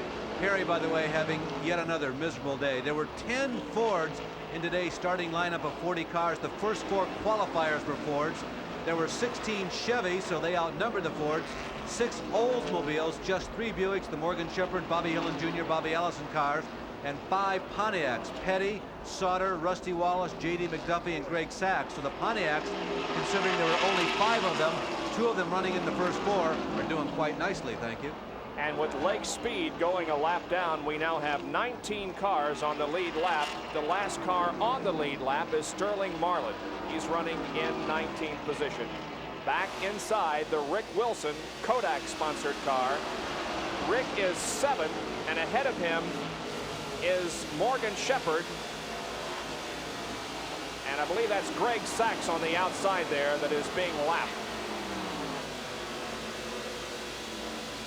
J.D. McDuffie goes by on the inside, going down one more lap. You know, if there are any people in the top 10 that might be biding their time, I suggest it would be Richard Petty and that Quaker State Buick that you're looking at right now from Rick Wilson's car. They've had such a difficult problem getting past the halfway point. They've run competitively, they've qualified strong. The goal was, let's get halfway and then go racing. And again, I'll bring up Petty. He is only about 3 or 4 seconds behind. He does not appear to be losing any ground to the leaders. There is Davey Allison, who certainly we expect to hear from some more later this day also. Well, of course, the report early in the race was that Davey was suffering from some understeering problems. He certainly has not been as strong here today as he has been in some of the super speedway races. Oh, Rick Wilson and Morgan Shepherd almost touching going into turn number 1. Rick had to take evasive action and dive to the inside of the racetrack, but has helped him, at least at the moment. He was able to pull ahead of Morgan, but here comes Shepherd back now on the outside of the racetrack. The lead, meanwhile, is really hot and heavy. Look at Bill Elliott tucked right in on the back wing of Rusty Wallace's car, and Dale Earnhardt is also right there. Now that's Harry Gant, the 4th car in line, but he again is a lap down. Boy, Bob, a beautiful racetrack. Michigan International must be a terrific place to race. You saw it in that example with Rick Wilson and Morgan Shepherd. The banking is constant. The angle is flat as you go from the bottom of the racetrack to the top of the racetrack, and it's nice and wide. It's just a fantastic place to drive race cars. And this has been a very safe race to this point. Only one yellow flag. And Dale Earnhardt is dropping low on the racetrack. He's coming in for a pit stop. Now let's go to Dr. Jerry Punch. Now remember, he might have a clutch problem coming in and out of the pits. Jerry. Dale Earnhardt comes in very, very slowly. We'll watch them bring the car to a halt. It's a critical time here for the Wrangler Chevrolet. They will make a left side tire change. It has been 40 laps as they came in. A little bit early, but they wanted to make sure they got in pit road and out without a lot of traffic, so that in case they have a clutch problem, they can help push the car off. The car now, Earnhardt revving the engine up, trying to keep it running. The leader's on the back straightaway. Now Earnhardt very slowly almost stalled the car, but he gets into gear. He's down pit road. He's rolling again. The pit stop itself was 15.8 seconds, but really the critical time is right here. And here come the leaders off of corner number 4. Is Earnhardt going to get up to speed before the leaders come around? He's very slowly getting up to speed at corner number 2. The leaders, meanwhile, are at full song. Into turn number 1 now. I believe that Dale is going to stay on the lead lap, but he is certainly being hampered by that problem that he has with the clutch. He really did an excellent job, though, Bob. You never know what the magnitude of the problem is until you tear the car down after the race and find out, oh, that was that part and this part. But Earnhardt is carrying a sluggish car out of the pits. There you see him running right in front of Jim Sauter. Did an excellent job, apparently, getting that car back up to speed as quickly as we can. Here's a pan back. Looking back to the leaders, you can see that Dale is about 10 seconds ahead of the leaders, all of whom have to pit yet. Yeah, it's about 3/4 of a lap now that Earnhardt is down to those running up front. Back with more of the Champion Spark Plug 400. You rejoin us, and Bill Elliott stops for his 3rd pit stop of the day. The Ernie Elliott-led crew going to work on that car, changing rubber on the left side. Fuel is being put into the Coors-Milling Ford. 13 seconds have elapsed. 14. He stops the clock with a stop of 15.1 seconds. Rusty Wallace, meanwhile, is the leader. He's in turn 3, and he should be coming in very soon for a pit stop, but he stays high on the banking this time and will make another circuit.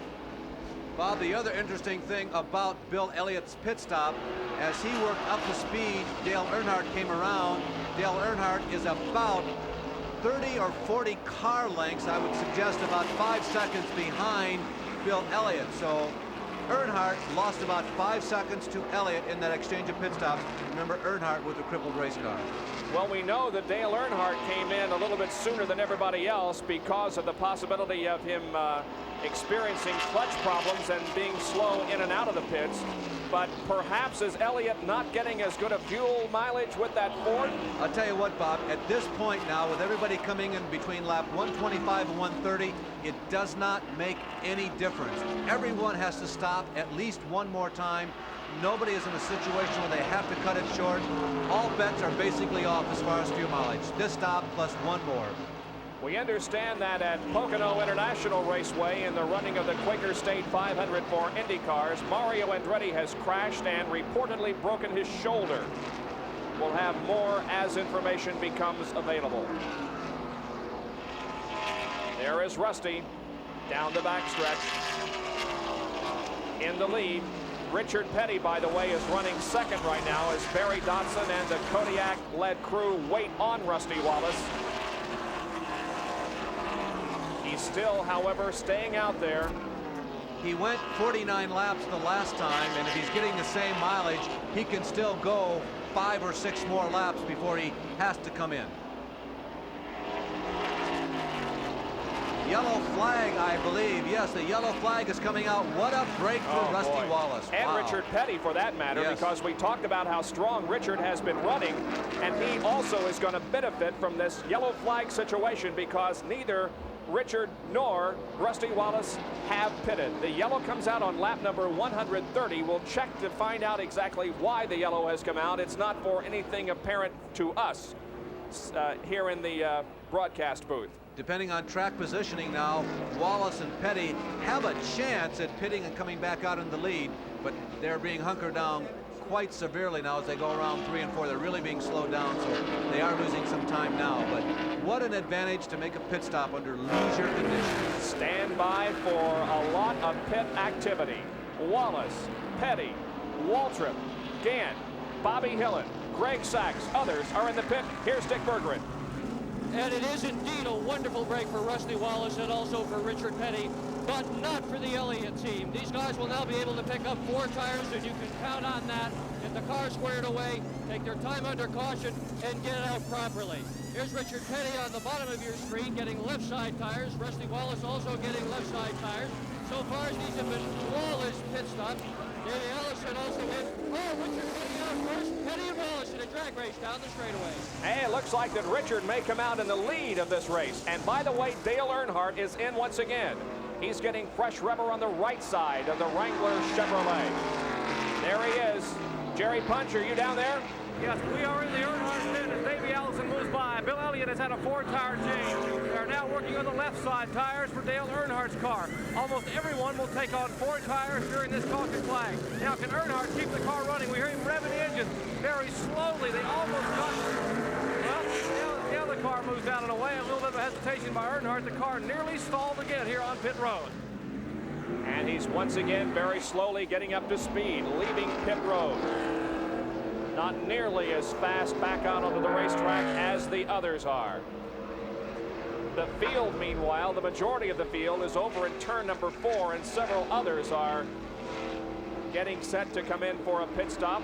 There, however, are Richard Petty and Rusty Wallace, and we'll have to decide which one of those two is in the lead when we go back to green. For now, though, our second caution period of the afternoon at Michigan International Speedway. From the beautiful Irish Hills in southern Michigan, you're watching the Champion Spark Plug 400 from Michigan International Speedway, which is being brought to you by the Champion Spark Plug Company.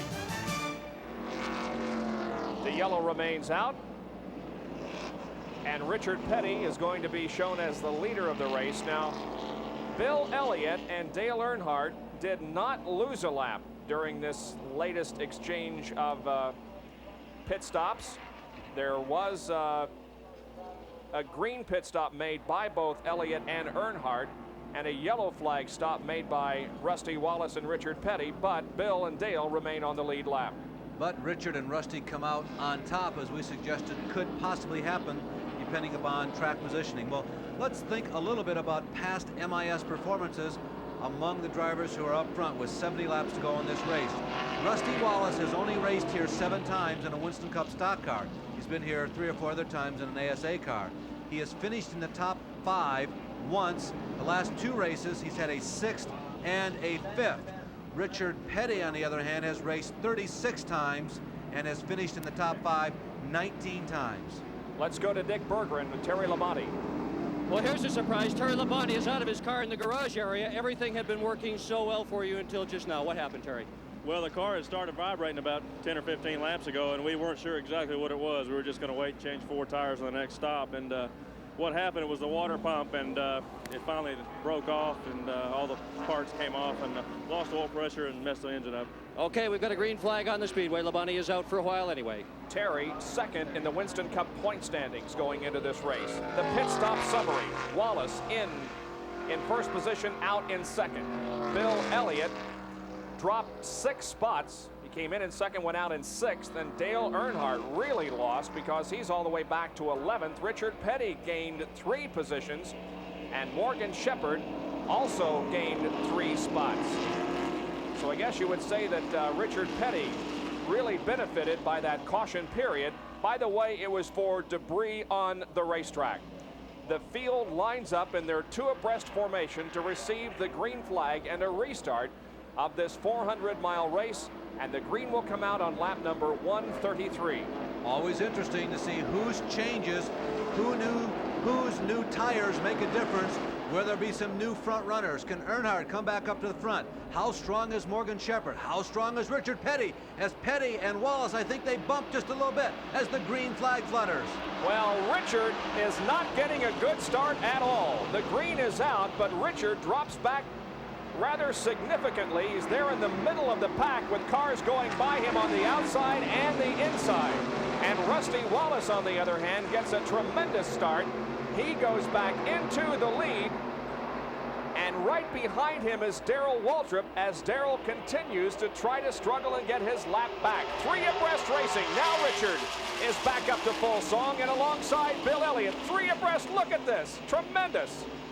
Tim Richmond being heard from significantly for the first time today. Bobby Hillin Jr. there, as is Jim Sauter. Restarts at Michigan. One of the most dramatic sights in all of auto racing. 4 abreast now. Waltrip does look a little better. I think Waltrip has got an opportunity. He goes to the inside of Rusty Wallace. Morgan Shepherd is trying to follow suit through. And Morgan is battling for the lead. Morgan is on the lead lap, not a lap down. And at the moment he had about a wheel lead on Rusty Wallace, but now Rusty on the high side of the racetrack is once again in first with Morgan Shepherd in second and Bill Elliott in third. Shepherd right alongside Rusty Wallace. Look at Richard Petty dive to the inside of the racetrack. Petty just did not get that car going when the green flag dropped, but now he is moving up. Dale Earnhardt, he looks slow. Petty is still in the thick of it, as is Richmond. Waltrip appears to have found something. Darrell Waltrip moves out by about 4 or 5 car lengths in front of everybody else and watches that exciting battle for the lead behind him. Shepherd and Wallace alongside for first. Earnhardt and Elliott side by side.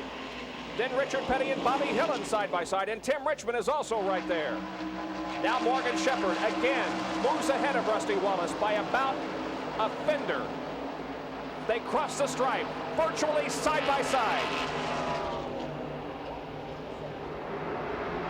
Darrell Waltrip gets a little high going into turn number 1, but he's gotten his lap back. Trophy Dash Racing for the lead Look here at with Dale. 136 laps gone. Earnhardt goes way down south, considers the grass, thinks better of it. And just that quickly, Dale Earnhardt, who was battling for the lead, is back to 6th, make it 5th. Davey Allison has also come on here. Bobby Allison, you were right. He's in that picture too, Bob.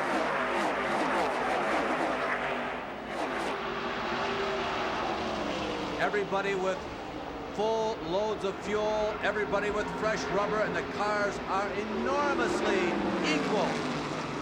What will happen over the next 30 laps will really give you a complexion as how to the end of this race will go.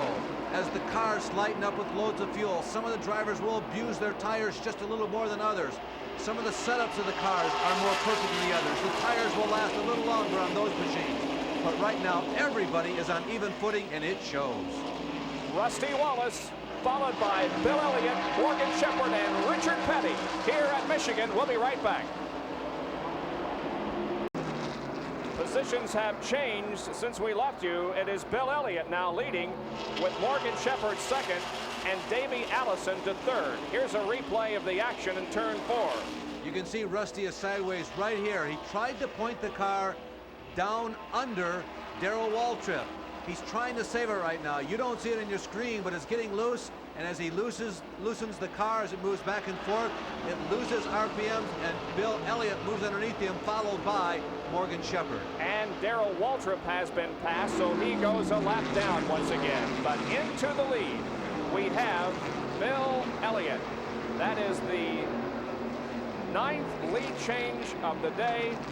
Make that the 11th lead change of the day, and we have had 8 different leaders. Let's go to Jerry Punch. Well, an interested spectator today just showed up here in Tim Richmond's pits is Huey Lewis of Huey Lewis in the News. And Huey, welcome to Michigan, and I guess you and Tim Richmond are pretty good buddies. That's right, yeah, we met a while ago, and this is my first stock car race, quite exciting. what do you were nearby in Charlevoix, Michigan last night, and Cincinnati tomorrow night for a show, but I know Tim's been asking you to come to watch a race. What do you think about all this? These cars going 170 or 80 miles an hour. What are your impressions of stock car racing? Well, just a little bit exciting. It really is a thrill. I've seen it on television a lot, but I've never really been down here. And it's something completely different down here. It's really exciting. Well, good to have you here, and he's cheering Tim Richmond on. Tim's back in the pack, battling his way to the front, and Huey will have to be battling his way to the airport very soon as he goes to Cincinnati tomorrow night for an appearance. Well, we've always heard that Huey Lewis was one of our regular watchers on our auto racing telecasts, and we're glad to have him in person on our air live. Now look at Davey Allison as he has moved back into third. Davey Allison is certainly not out of this race by any means. Rusty Wallace, meanwhile, has fallen back to fourth at the moment. But the battle for the lead involves Bill Elliott and Morgan Shepherd. A fine performance by Morgan in the Kenny Bernstein-owned machine. Now here comes Davey. Down low, passing Morgan. Davey is second. Reviewing the winners of 1987, of course, we've mentioned several times Earnhardt's 8 wins. The man now in second, Davey Allison, is one of 3 who has 2 wins. Bill Elliott also has 2 wins. Tim Richmond has 2, and 4 drivers have 1 win apiece. There is Buddy Baker and Bobby Allison side by side. Allison is one of the drivers with 1 win. Kyle Petty, Rusty Wallace, and Ricky Rudd. Tim Richmond also right in the thick of things in that race. And Dale Earnhardt leads this pack of cars. Everything is beginning to sift out, and it appears as though in this segment, as we're watching Earnhardt trying to carry his machine up to the front, that Morgan Shepherd has a significantly strong car. Davey Allison is back up to the front, as is Elliott. But Allison, Davey, and Elliott have been the 2 most constant factors at the point. Earnhardt is 6th, Buddy Baker 7th, then Tim Richmond. The Miller American cars are fighting for position side by side. Bobby Allison and Bobby Hillin Jr. Bobby Hillin Jr.'s best finish at MIS, a 6th in the June race. So Bobby Hillin Jr. knows how to steer a car around 200 laps here at MIS. And there's Bobby right in the center of your screen. Bobby Hillin Jr., that is, following Bobby Allison. And they are putting the heat on Alan Kawicki, one of our front row setters. 13 cars are on the lead lap. Those not mentioned recently on the lead lap, but they are, is Jeff Bodine in car number 5, and in the Valvoline Pontiac, Neil Bonnet and Kyle Petty. There is Phil Parsons at car 55 involved in this tussle for position, but Phil Parsons is a lap down in the Skoll number 55. But he is at least acting like he's on the lead lap as he is racing right along with Bobby Allison. Phil's had a good season. That team going to primarily one machine has really held Phil in pretty good stead as he's had several top 10 performances and has been a threat for the top 5. You can see 5 top 10 finishes. He's been a threat for the top 5 on at least half of those occasions. Bill Elliott, Davey Allison, Morgan Shepherd, Rusty Wallace, Richard Petty, and Dale Earnhardt. Those are the first 6. They are in a lead draft. Most of Bill Elliott's wins, it seems, have come at the Michigan International Speedway. He's done well here. By the way, Elliott has won 9% of the Winston Cup races he has entered in his career. Still the leading winner of all time in terms of percentage it's Richard Petty. He's won 19% of them. We're glad you could join us on this Sunday afternoon for live coverage of the Champion Spark Plug 400 from Michigan International Speedway. 6 cars in the lead draft: Elliott, Allison, Shepherd, Rusty Wallace, Richard Petty, Dale Earnhardt. As we have completed 149 laps, a car smoking in turn number 1, high against the wall. It's Tim Richmond in car number 25. He stirred it up there, Bob, because the smoke started to come out as he went down the front stretch. He held it under control and he steered it up there to get out of the way. Nice job of driving by Tim Richmond. He's down the back stretch. The car slowing but Tim managed to keep it out of the wall nicely. However, Ken Reagan has spun in turn. Earnhardt pitting. This is his best shot. Earnhardt, with that clutch problem, has got to take advantage of these yellow flags. He comes in on lap 149. My guess is Dale Earnhardt is going to try and stretch this, make it lap 150 they just took. Earnhardt is going to attempt to go the distance no matter what. Alan Kowicki, Bobby Allison, Neil Bonnet, Benny Parsons, and other are also taking advantage of this yellow flag to pit. From what we've seen so far today, Earnhardt's only opportunity to win this race seems to be pitting under the yellow. And as they come in on this point, if he's getting just perfect fuel mileage, they should be able to go the distance, and that has to be what's on their mind. Tim Richmond pulls behind the pit wall. Meanwhile, his teammate, Benny Parsons, in the decaffeinated Folger sponsored number 35, is receiving work on the left side of his car. The jacks are down, and Benny Parsons is pushed back off. All the leaders coming in this time, and this could be interesting. Not every one of them has shown the ability to go 50 laps. Fact is, few of them have shown the ability to go 50 laps. How long will this yellow flag last? How much fuel will it conserve? We'll find out. Dick is there. Right, that is the key question, who can go 50 laps. And right now, Bill Elliott is in. They're going to take 4 tires, take as much fuel as they can possibly get into this car. Elliott on the bottom of your screen now taking left tires. Davey Allison also taking left side tires on his car. They're going to get every bit of fuel they can in. This is just at the edge of the winter. And there goes Elliott out of the pit. Davey is beating him out.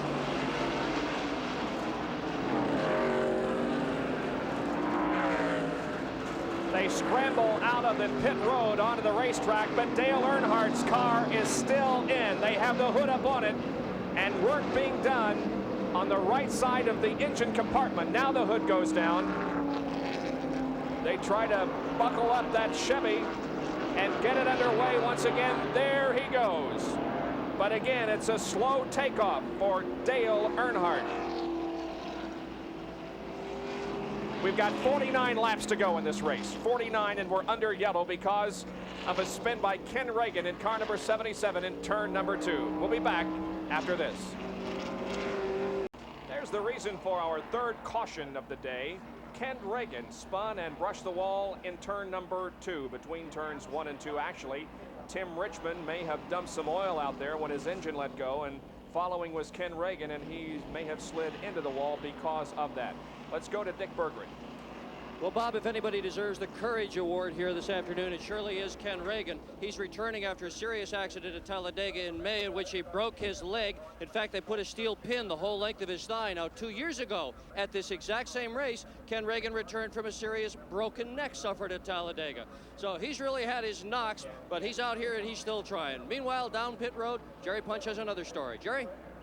Well, a little bit of concern here in the Wrangler pits again. As you said, they were underneath the hood on the car during that pit stop. They were trying to see if they could make an adjustment on the clutch in the car. We mentioned it's been slipping all afternoon. Also, they added a little bit of wedge in the right front of the car, raised the right front up just a little bit to try to make some adjustments in the handling. But the clutch is still the problem here in the Wrangler crew. They're discussing it on the radios with Dale Earnhardt. We'll have to wait and see if it'll hold out for the remaining 47 laps. All right, thank you, gentlemen, for your reports from the pit area. Well, you know, you can do a lot of damage to an engine in many ways, but one of the ways you can damage it is by over-revving it. And the crews and the mechanics have come up with a way to prevent over-revving an engine. It's explained in this quick fact.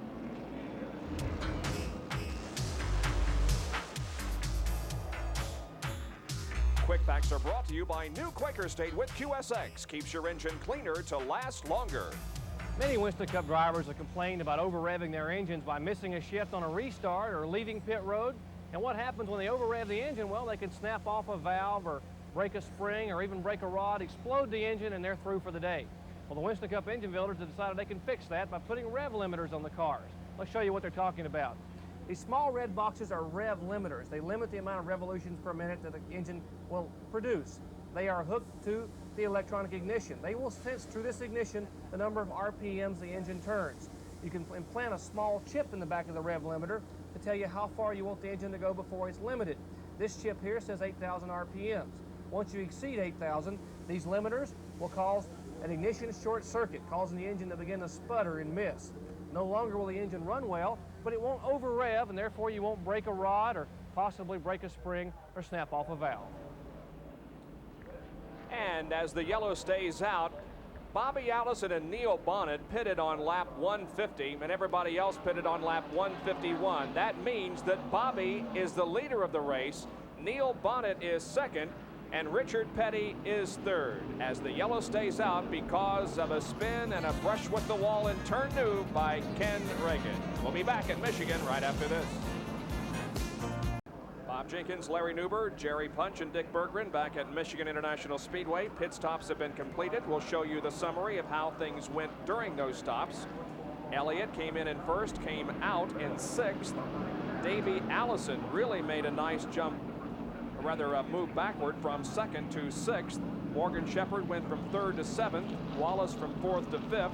Richard Petty gained 2 positions. He came into the pits in fifth, comes out in third. Bobby Allison was ninth and is now the leader of the race, and Neil Bonnet was 12th and now is running second. And again, it's because of that the fact that they pitted on lap 150 and everybody else came in on lap 151. Let's talk to Bobby Allison, hopefully. Bobby, this is Larry Newber up in ESPN's booth. Did you guys plan that yellow flag in that pit stop, or were you just lucky to put yourselves in the lead? Well, Larry, we were just lucky.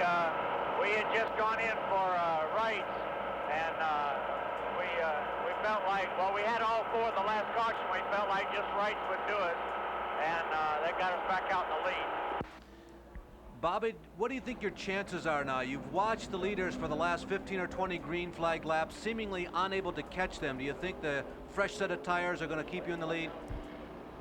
Well, Larry, the Fords look awful strong here the last go-around.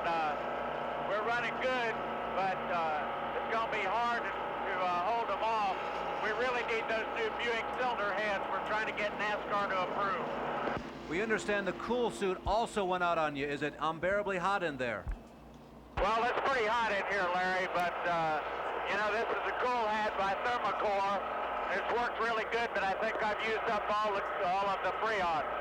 Okay, Bobby, well, good luck to you, and we'll be keeping our eyes on you.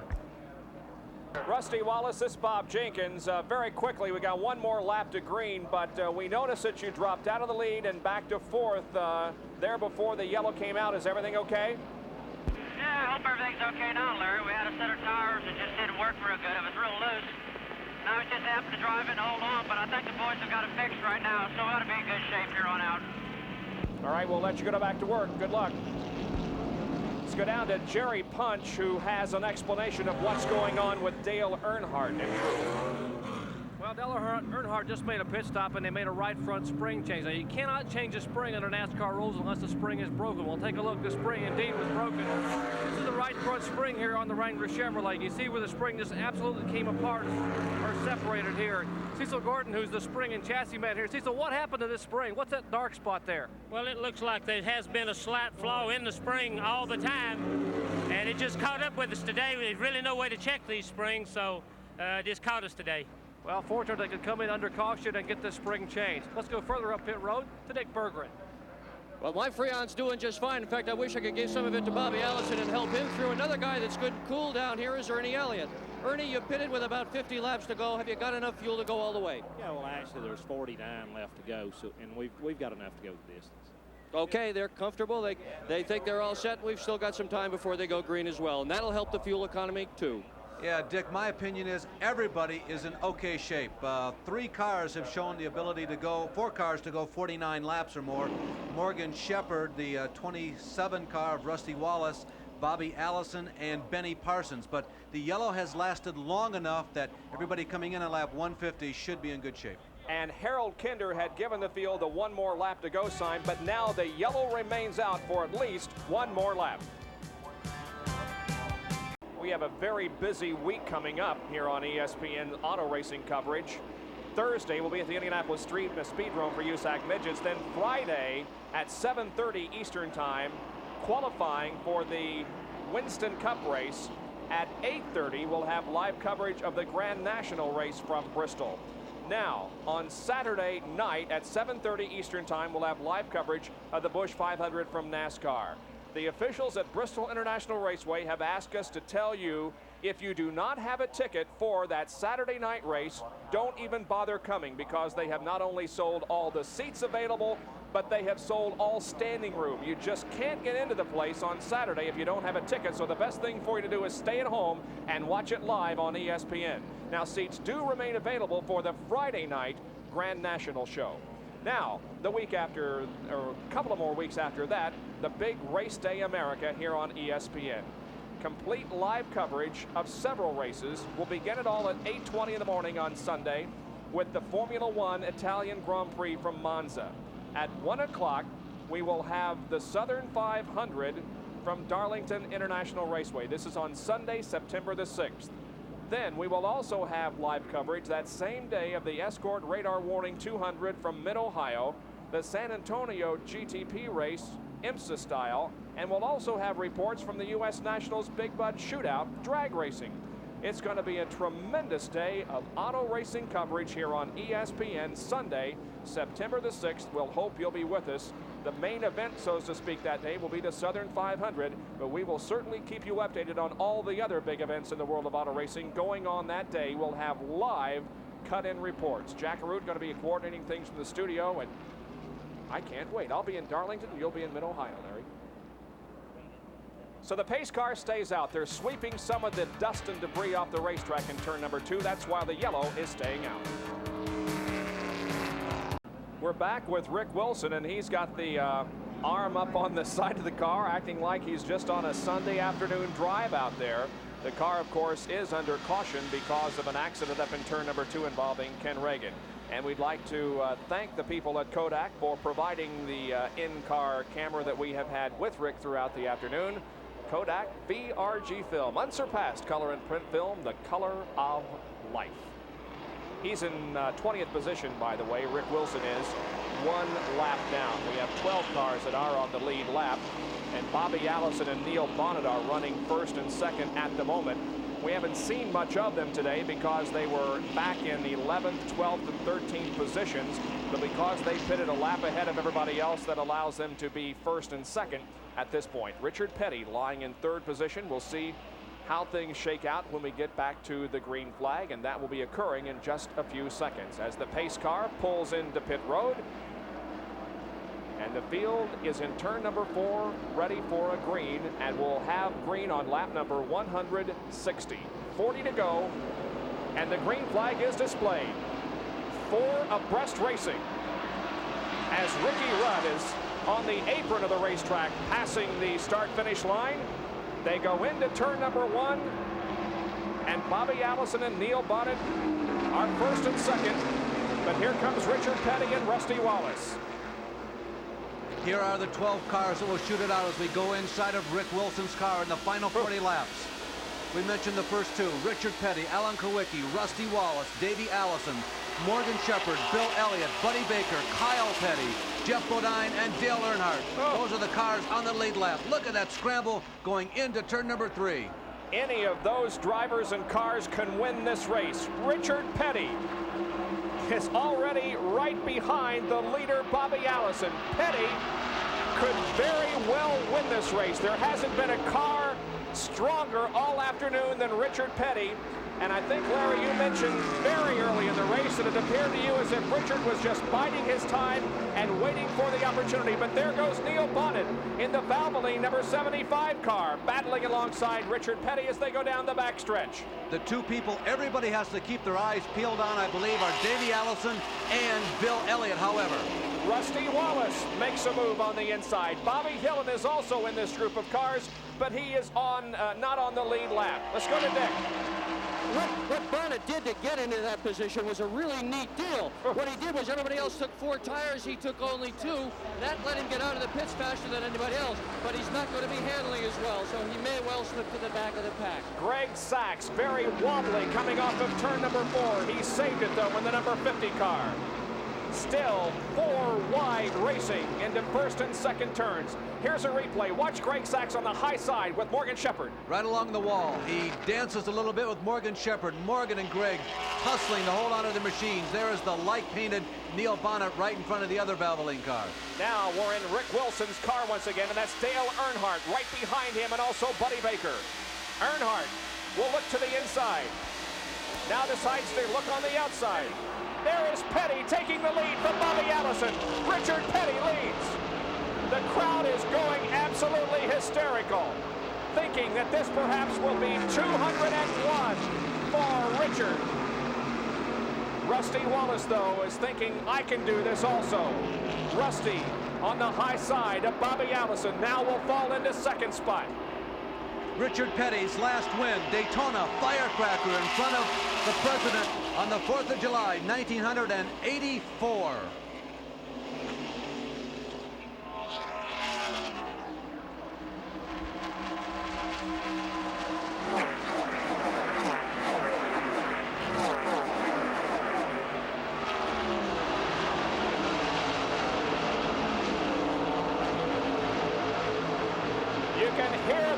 Screaming as Richard Petty moves by the grandstand to lead another lap.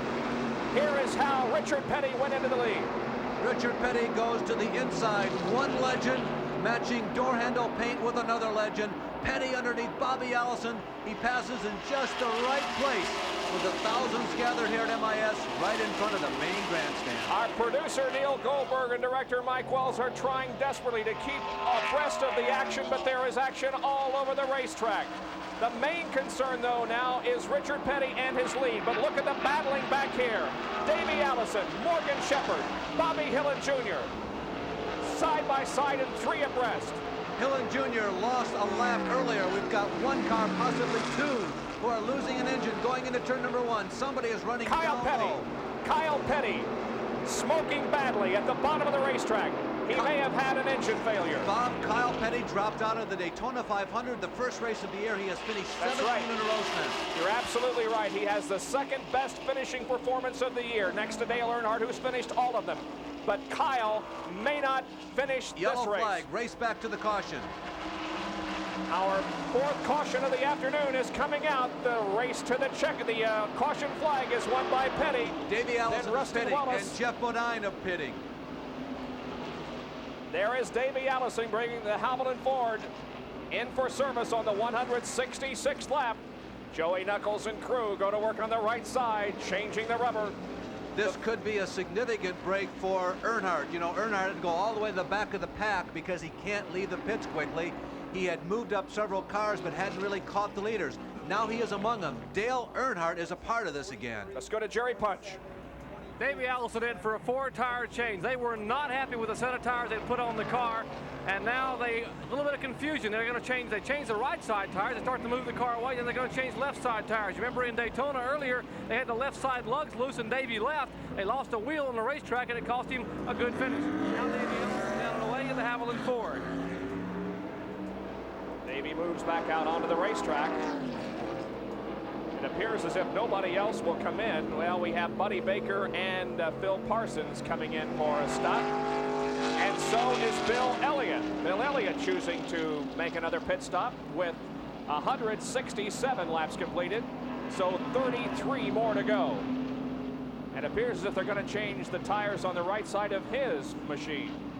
Boy, it's a real tough call, Bob. If there were like 10 laps only to go in the race, chances are most every one of the leaders would come in and put on fresh rubber, because if they don't, they feel their chances for winning are absolutely nil. But with this much distance to go, it's a real difficult decision. Will Richard Petty win his 201st Winston Cup race? We'll answer that question a little bit later. Stay with us. Other pit stops being made. Bobby Allison brings the Miller American Buick to a stop on pit road. The field is still under caution because of a blown engine on Kyle Petty's car. And let's go to Dick Berggren. Well, Bobby Allison is doing something virtually nobody else did, which is a 4-tire change. Several of the competitors, however, faked pit stops.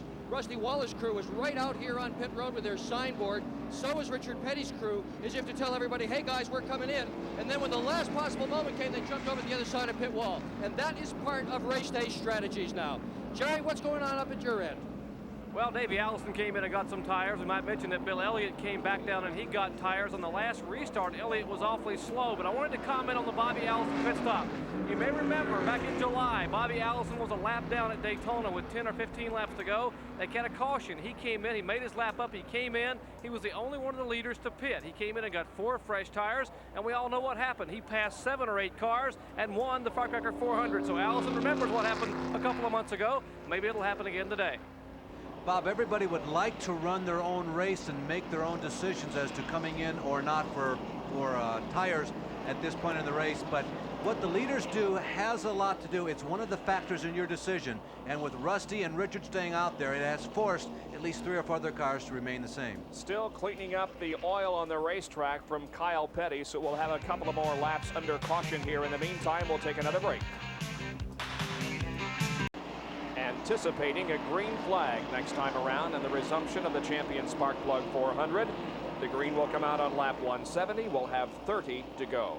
The leader is Richard Petty. Rusty Wallace is second. Third is Alan Kulwicki. Fourth is Morgan Shepherd. In fifth is Dale Earnhardt. Sixth, Neil Bonnet. Seventh, Bill Elliott. Eighth is Jeff Bodine. Ninth is Buddy Baker. 10th is Davey Allison. And 11th is Bobby Allison. And here comes the field off of corner number 4. And we look forward to another restart here at Michigan. They're always exciting. We'll also pay attention to Bill Elliott. He got off to a bad start last time we had a restart. Let's see if he does this time. Here's the green. We're back at it.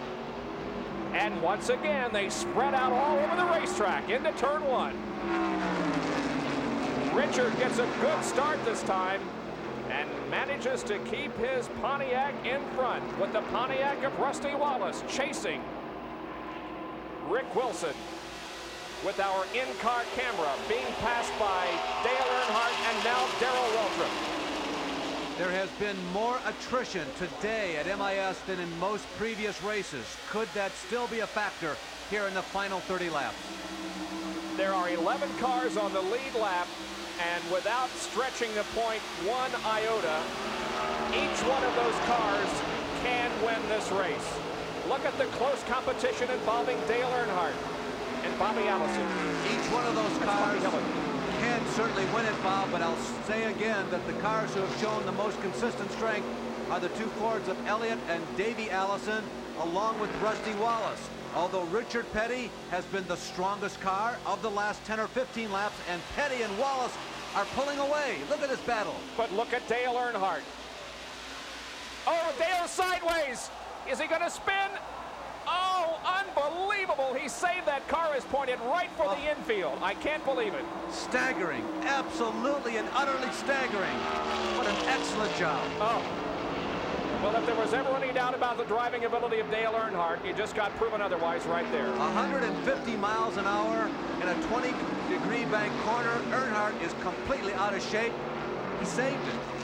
With cars all around him. Alan Kulwicki is right beside him. This is how it looked from our camera on top of the grandstand. Look at that. Oh. The car was literally pointed toward the infield, and Bobby Hillin did an excellent job of staying away from that car that was pointed in the wrong direction. Meanwhile, Petty and Wallace continue to motor away. Absolutely amazing. There is Buddy Baker going to the inside of Benny Parsons. Benny in the green Folgers car. Earnhardt, Waltrip a lap down. Rick Wilson a lap down. Bobby Hillin Jr. a lap down. Here is 3rd, 4th, 5th, 6th, and 7th. Kulwicki, followed by Morgan Shepherd. Kulwicki is holding his own. He is on the lead lap. He is officially in 3rd. There is 4th running Morgan Shepherd. There you see him on the left. That's Bobby Hillin Jr. in the Miller American number 8. Remember, Bobby is 1 lap down, but Morgan is trying to get by Bobby and go out to chasing on Alan Kulwicki, who now lengthens the distance between him and Shepherd. So it's Petty by about 10 car lengths, Wallace by about 10 car lengths over Kulwicki in 2nd, by about 5 car lengths over Shepherd in 4th. Morgan Shepherd is certainly not out of this race by any means. He had a good run last week until he spun with Terry Labonte. There is Richard Petty. And the interval he has over Rusty Wallace. And a crew member is drinking a Pepsi, but with crossed fingers. In fact, he's got both hands crossed and hoping that his driver, Richard Petty, can pull off his 201st Winston Cup victory here at Michigan. He leads at the moment. Richard Petty has won 4 times. We told you earlier here at MIS, the last 2 races have only been good enough for 18th and 12th. There is Earnhardt, still Meyer among Rick Wilson and Darrell Waltrip. 25 laps to go. 25 to go. Remember that there was a broken spring on the Earnhardt car. They have changed it. And Dale is trying to fight his way back up to the front. Once again, Rick Wilson's car. And Earnhardt right ahead of it, down the backstretch.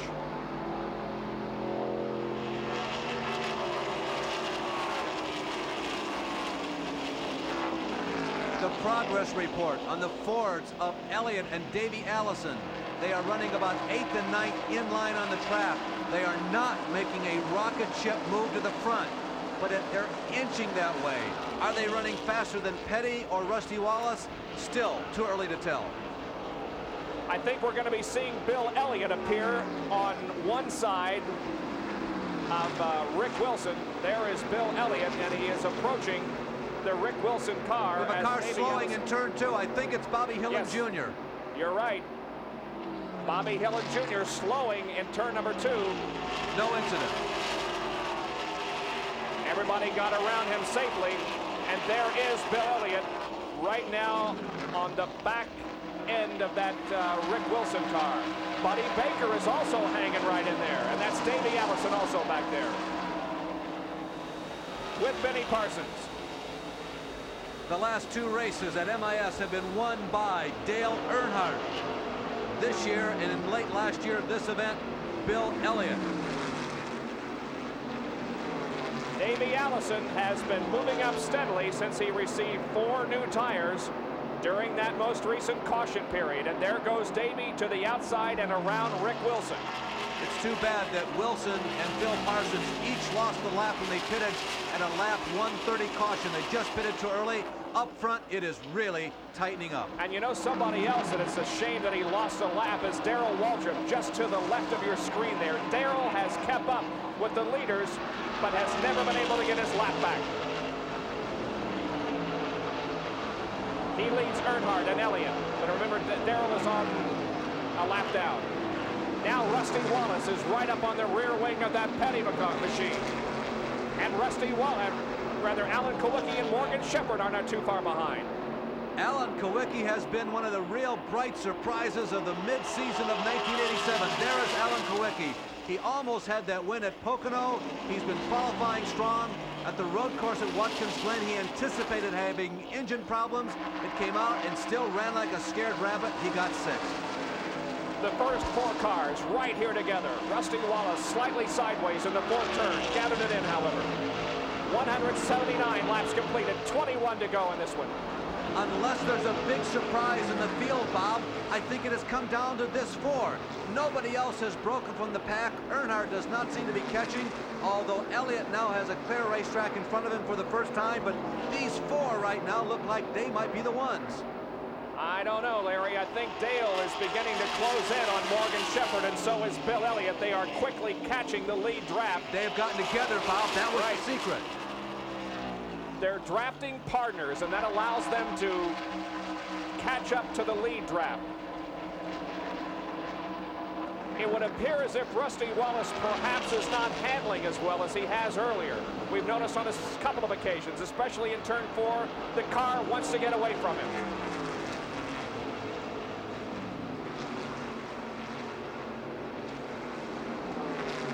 Through turns 1 and 2 nicely, though, that time. Wallace about a car length behind Richard Petty. Then comes Alan Kawicki. Here is Bill Elliott putting a move on Dale Earnhardt and trying to take over 5th, but Earnhardt won't have anything. He pulls back around, Bill.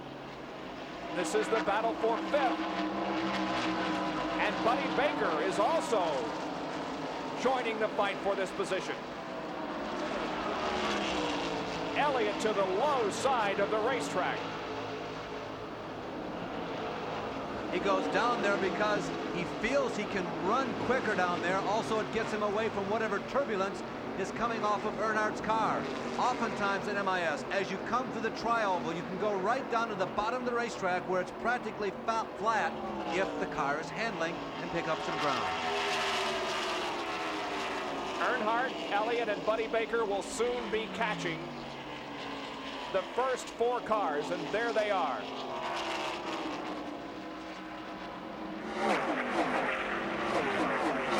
No duo has emerged from those first 4 cars. There was a time in Winston Cup racing where you would see several people attempt to hook up and perhaps in duets and try and pull away from the other front runners. Now we see a little bit of harmony going on. Rusty Wallace seems to be working with Richard Petty, although Rusty drifts a little high, slows himself and Richard down, gives Kawicki and Shepard an opportunity to catch up. We have 2 groups of 4. First, second, third, and fourth. Then a little bit of racetrack in 5th, 6th, 7th, and 8th. But I believe that's going to eventually become an 8-car draft for the lead. Look how close the first 4 are. Kawicki up high on the racetrack, and Shepard decides to follow up there. Richard Petty staying in the lead with Rusty Wallace in second. 183 laps complete, 17 to go. 7th and 8th are Baker and Davey Allison. They are the 2 that right now, at least temporarily, are the furthest out of your picture screen. But nobody can pass Richard Petty, at least yet. Single file down the backstretch again. Earnhardt and Elliott are definitely closing the gap, but it is no rapid rise like we are accustomed to seeing from the 2 of them.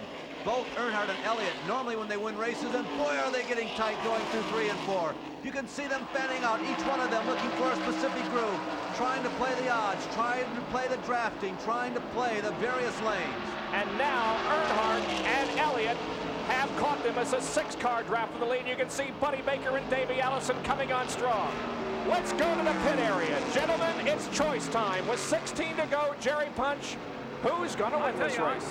I think Richard Petty is going to be the man to beat. I talked to Kenny Wilson earlier in the week. He said, we've got something for him here at Michigan. We've been waiting all year for this opportunity. We're going to take it today. No one can take it from us. We're going to do our darndest. My guess is that Alan Kawicki is going to win. Why? I'd just like to see somebody win who hasn't won a race, but Richard Petty or any of these fellas who haven't won a lot of races would please me too. Larry? My sentimental choice is Morgan Shepard or Alan Kawicki, because Morgan hasn't won this year, Alan has never won. I still stick with Elliott, however. I think that Dale Earnhardt is going to win. He's just moved up into 3rd. That quickly, he has come from the middle of the pack to 3rd.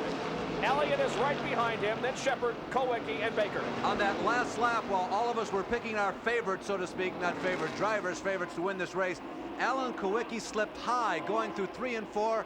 Morgan Shepard was the man right behind him. That is how Morgan and Alan dropped back. Now Shepard appears to be running with Elliott and Earnhardt, but Kawicki has the one who has been dropped back to 6th place. And now we have finally seen 8 cars that are right nose to tail on the racetrack. There they are.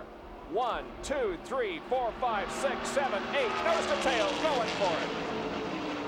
And this is what is so terrific, everybody, about this race is that oftentimes this happens with 7 or 8 laps to go, and not everybody has an opportunity to make whatever moves they have up their sleeves. But we still have about 14 laps to go. Everybody has got a clean shot. Anybody in that group of 8 that's got anything left has got an opportunity here. They've got time to maneuver. All right, Larry, when we were talking to the drivers before the race started earlier this weekend, we heard several of them say, since this is a drafting racetrack, the place you want to be going down the backstretch is in 2nd. Is that what Rusty Wallace is doing right now? Very good question. Wallace appears to be a little loose. There is a good possibility that he does not want to attempt to make a move and make a mistake and drop back to 4th or 5th. I think there is a good possibility that Wallace is waiting. One interesting move that Morgan Shepard made early in the race, remember that he came across the start-finish line on 1 lap in 3rd place. followed those two cars around, came off the fourth turn, and passed two cars coming off the fourth turn. But yeah, now that I think about it, I think that Wallace could possibly be in a waiting posture. Good battle for third, Elliott and Earnhardt Shepard. and Morgan Shepard. Another thing, Larry, you start a car tight and you want it to loosen up as the race goes along. Is that perhaps what Rusty Wallace has done? Yeah, I mean, they're all trying to do that. Wallace's crew appears to trouble right here in the front stretch. Jim Sauter and Jeff Bodine tangle.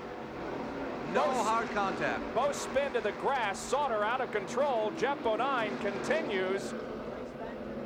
And the caution flag is out. Now it's going to be a race back to the caution. When they cross the stripe, we'll have 11 laps to go. No leaders are side by side right now. Let's keep our eyes on Earnhardt. He's often very crafty. Look at Rusty. Rusty on the high side. He wants to win the race back to the checkered. Here comes Dale Earnhardt. Petty goes into the pits. The race to the yellow flag will be run by Rusty Wallace, then Earnhardt, Shepard, Bill Elliott, Alan Kowicki, and Buddy Baker. Well, Petty must be going back in for new tires. Must be also a big surprise to everybody. It wasn't that Rusty was running so quick, it's that Richard slowed down and Dick is down in the Richard's pit area. Well, Richard Petty is in the pit area, the only one of the leaders to do it so far. He's got right side tires, he's taking a drink. This is going to be a 4-tire change with only 11 laps to go. Petty obviously going to make a real stand on the gas charge to try to win this thing. It's been over 2 years since he's won. Here's his best shot. He's got 4 brand new tires, and there he goes. Petty moves back out onto the racetrack. So does Davey Allison, who came in for a stop that time. Michael Waltrip also did. You're watching Davey, though, get back up to speed on the racetrack, falling in behind the pace car. So did Neil Bonnet make a pit stop, and Bonnet has not been among the leaders, but he's remained on the lead lap. Petty and Dale Inman must be thinking the same way you were, Bob. Hey, Wallace is waiting on us. We would rather be the ones behind in second or third. We'll make the charge for the finish line. Several others making pit stops. You Buddy can see there Baker's to the right, including Darrell Waltrip and Lake Speed and Buddy Baker. But Wallace leads Earnhardt, Morgan Shepard, Bill Elliott, and Alan Kowicki. Bobby Allison. Remember Daytona? Remember what Dr. Punch was telling us about that race at Daytona? Yep. Bobby Allison in a similar position. We watched the work on Bobby Allison's car. Tire change completed on the right side. Now they move around to the driver's side of the car and put on fresh rubber. The car has already been filled with fuel.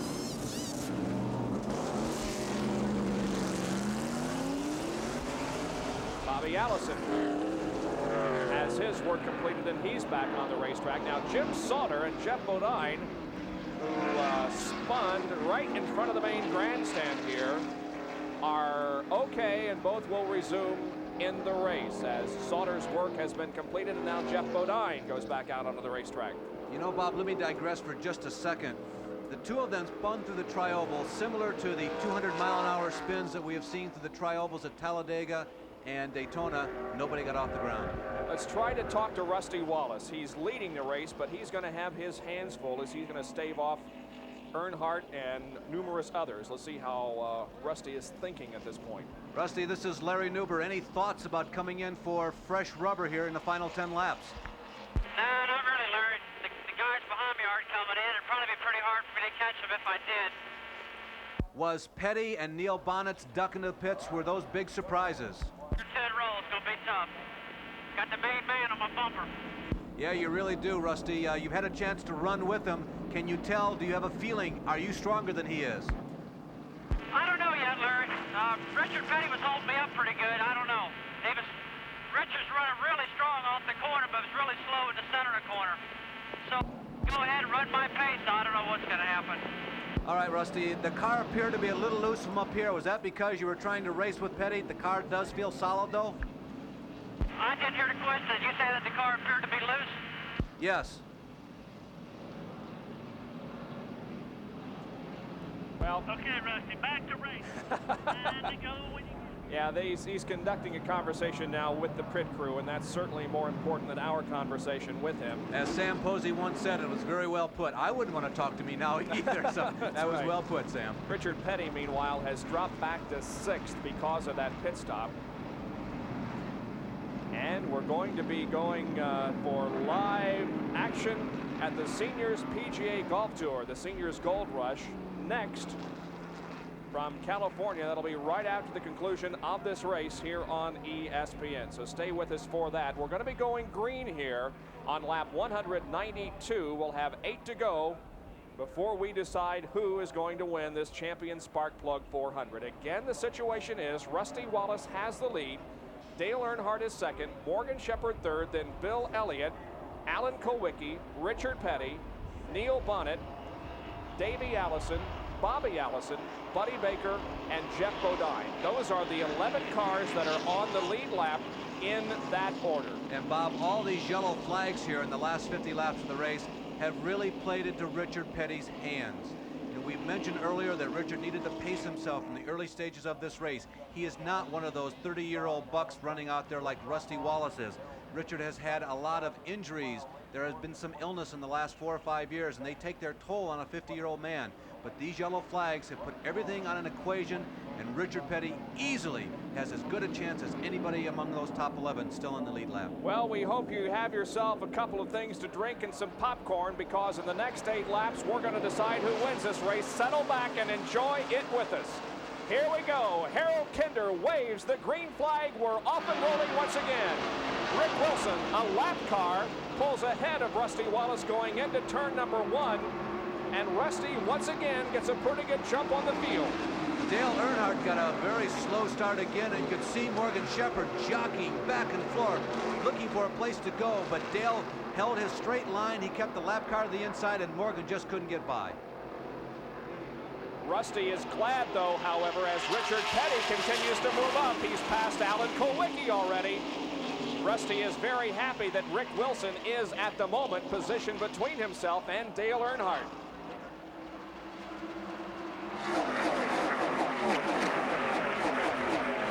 The average speed of the race is 139.72 miles an hour with 7 more laps to go. Petty has shown some strength. Elliott is still in the thick of it. Davey Allison really hasn't emerged. He is still running 6th, 7th, 8th, somewhere in that group, but he hasn't popped out of it like Bill Elliott has. Elliott, for that matter, hasn't popped out strongly. Earnhardt is really the only guy who's been making a lot of passes the last 15 laps, who has moved up toward the front. Richard Petty is 5th in the STP Pontiac. It's going to be a classic duel to the very bitter end in a Winston Cup race. We're at Michigan International Speedway, and we have completed 194 laps. Do not underestimate the presence of Dale Earnhardt up at the front.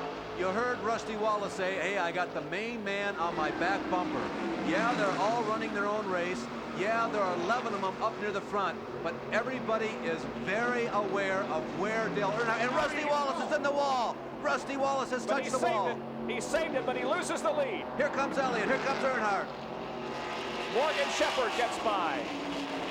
Others are also passing Rusty Wallace to the inside, and it looks as if Rusty's bid for 2 straight Winston Cup races goes by the wayside. Richard Petty is working the low side of the racetrack. It's 3 abreast through corner number 4. He's trading paint with Bobby Hillett Jr. Davey Allison is outside.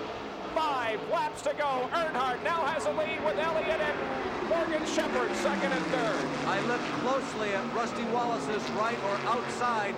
That time there was no visible damage. Rusty just got up into the loose stuff, up near the wall. See the white car on the left-hand side of your screen? He's just kicking up dust, cement dust, enough to slow him down, but he did not make contact with the outside wall.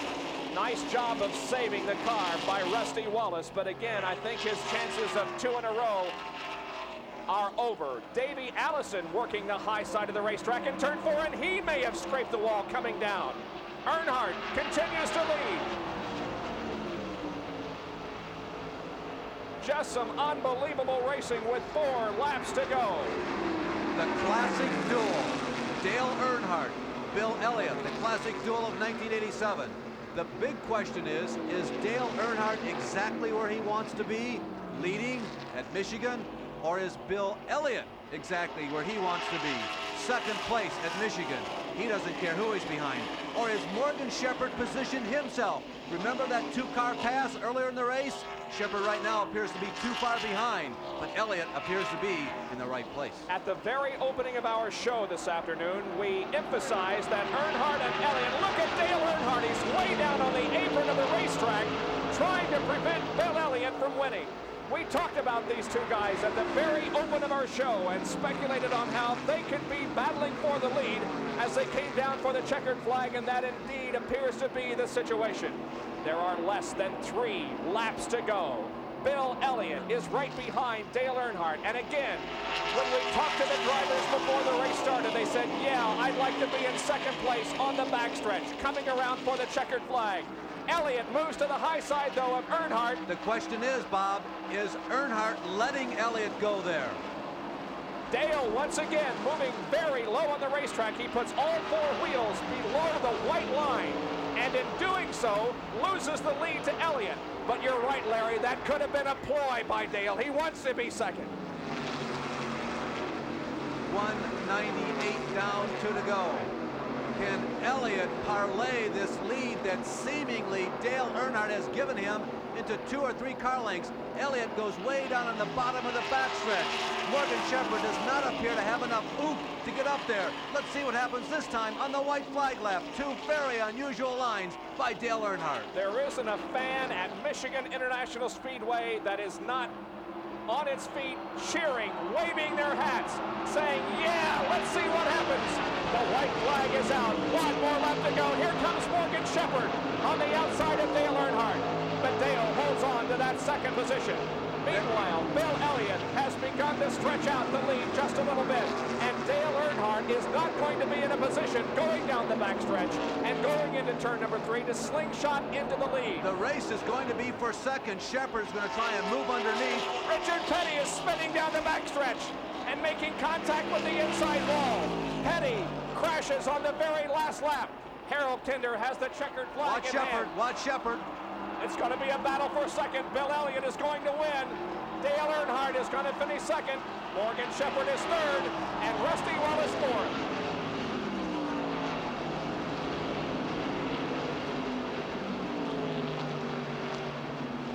Bill Elliott has done it. He has won his 3rd consecutive Champion Spark Plug 400 here at Michigan.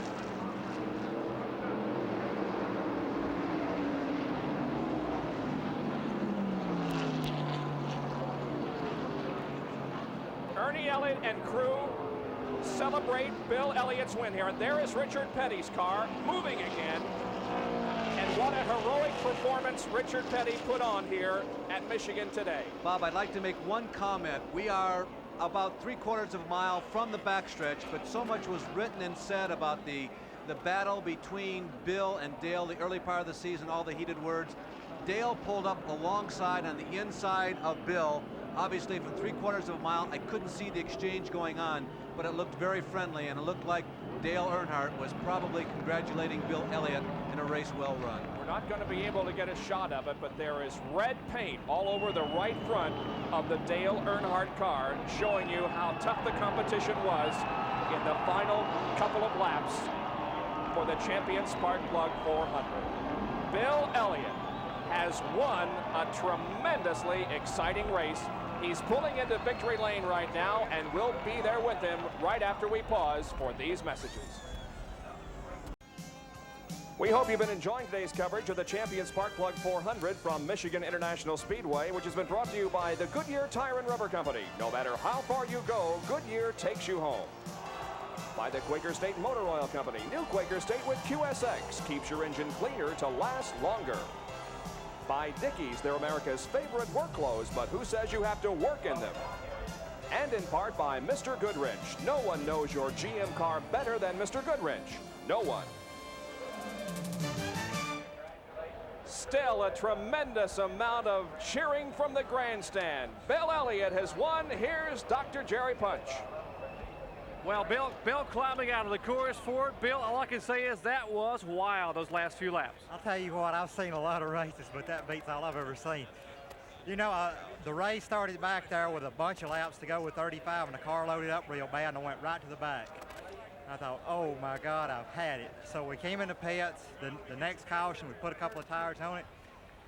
We started gaining a little bit of ground, and then everybody kept messing up. And I followed Earnhardt there through a bunch of stuff. I know a couple of cars went high a time or two, and we followed them and got by them. And then Rusty went high over and nearly hit the wall, and then Dale got a little low down here and got a little loose, and I got above him and just got a good run and go and got around him. It beat all I've ever seen for a race. Those last few laps when Earnhardt went awfully low at a turn 4, I mean, you were following him. Do you think he was just simply trying to break the draft on you? Well, I really didn't know what he was trying to do. I was better than he was getting in turn 3, and that's where I was able to get on in above him and then keep enough momentum to get around him, and then he was too much worried about Morgan to ever try to get me a run. I was handling through the corners extremely well, but the car was just a little bit lazy up off the turns, but it still run good. I think I was just trying to bind the car up to some extent. Well, it looks like you got around him on the outside. Once you got around him, you pulled away. You feel like you've sort of justified a little bit. You're a little bit even now. You guys battling on the super speedways. Well, I'll tell you what, it feels good to win here at Michigan again. You know, we struggled last race and had problems, and we've been off and on all year long. And, you know, everything's went so well here the last couple of races. We had a little trouble back at Watkins Glen on Monday, but man, I can't say enough about the guys worked hard in the pits, and, you know, thank Coors and Harry Melling for helping me out, and special thanks to Ford for giving me something to drive. Well, again, congratulations to Bill Elliott. The car he won the Busch Clash in early in the year. He wins at Michigan, his 6th win at Michigan, 3rd consecutive champion spark plug victory. Gentlemen. Way to go, Bill. And our Winner's Circle interview has been brought to you by the Goodyear Tire and Rubber Company. No matter how far you go, Goodyear takes you home. Well, we'll be back with some thoughts about this unbelievable race here at Michigan today, right after this.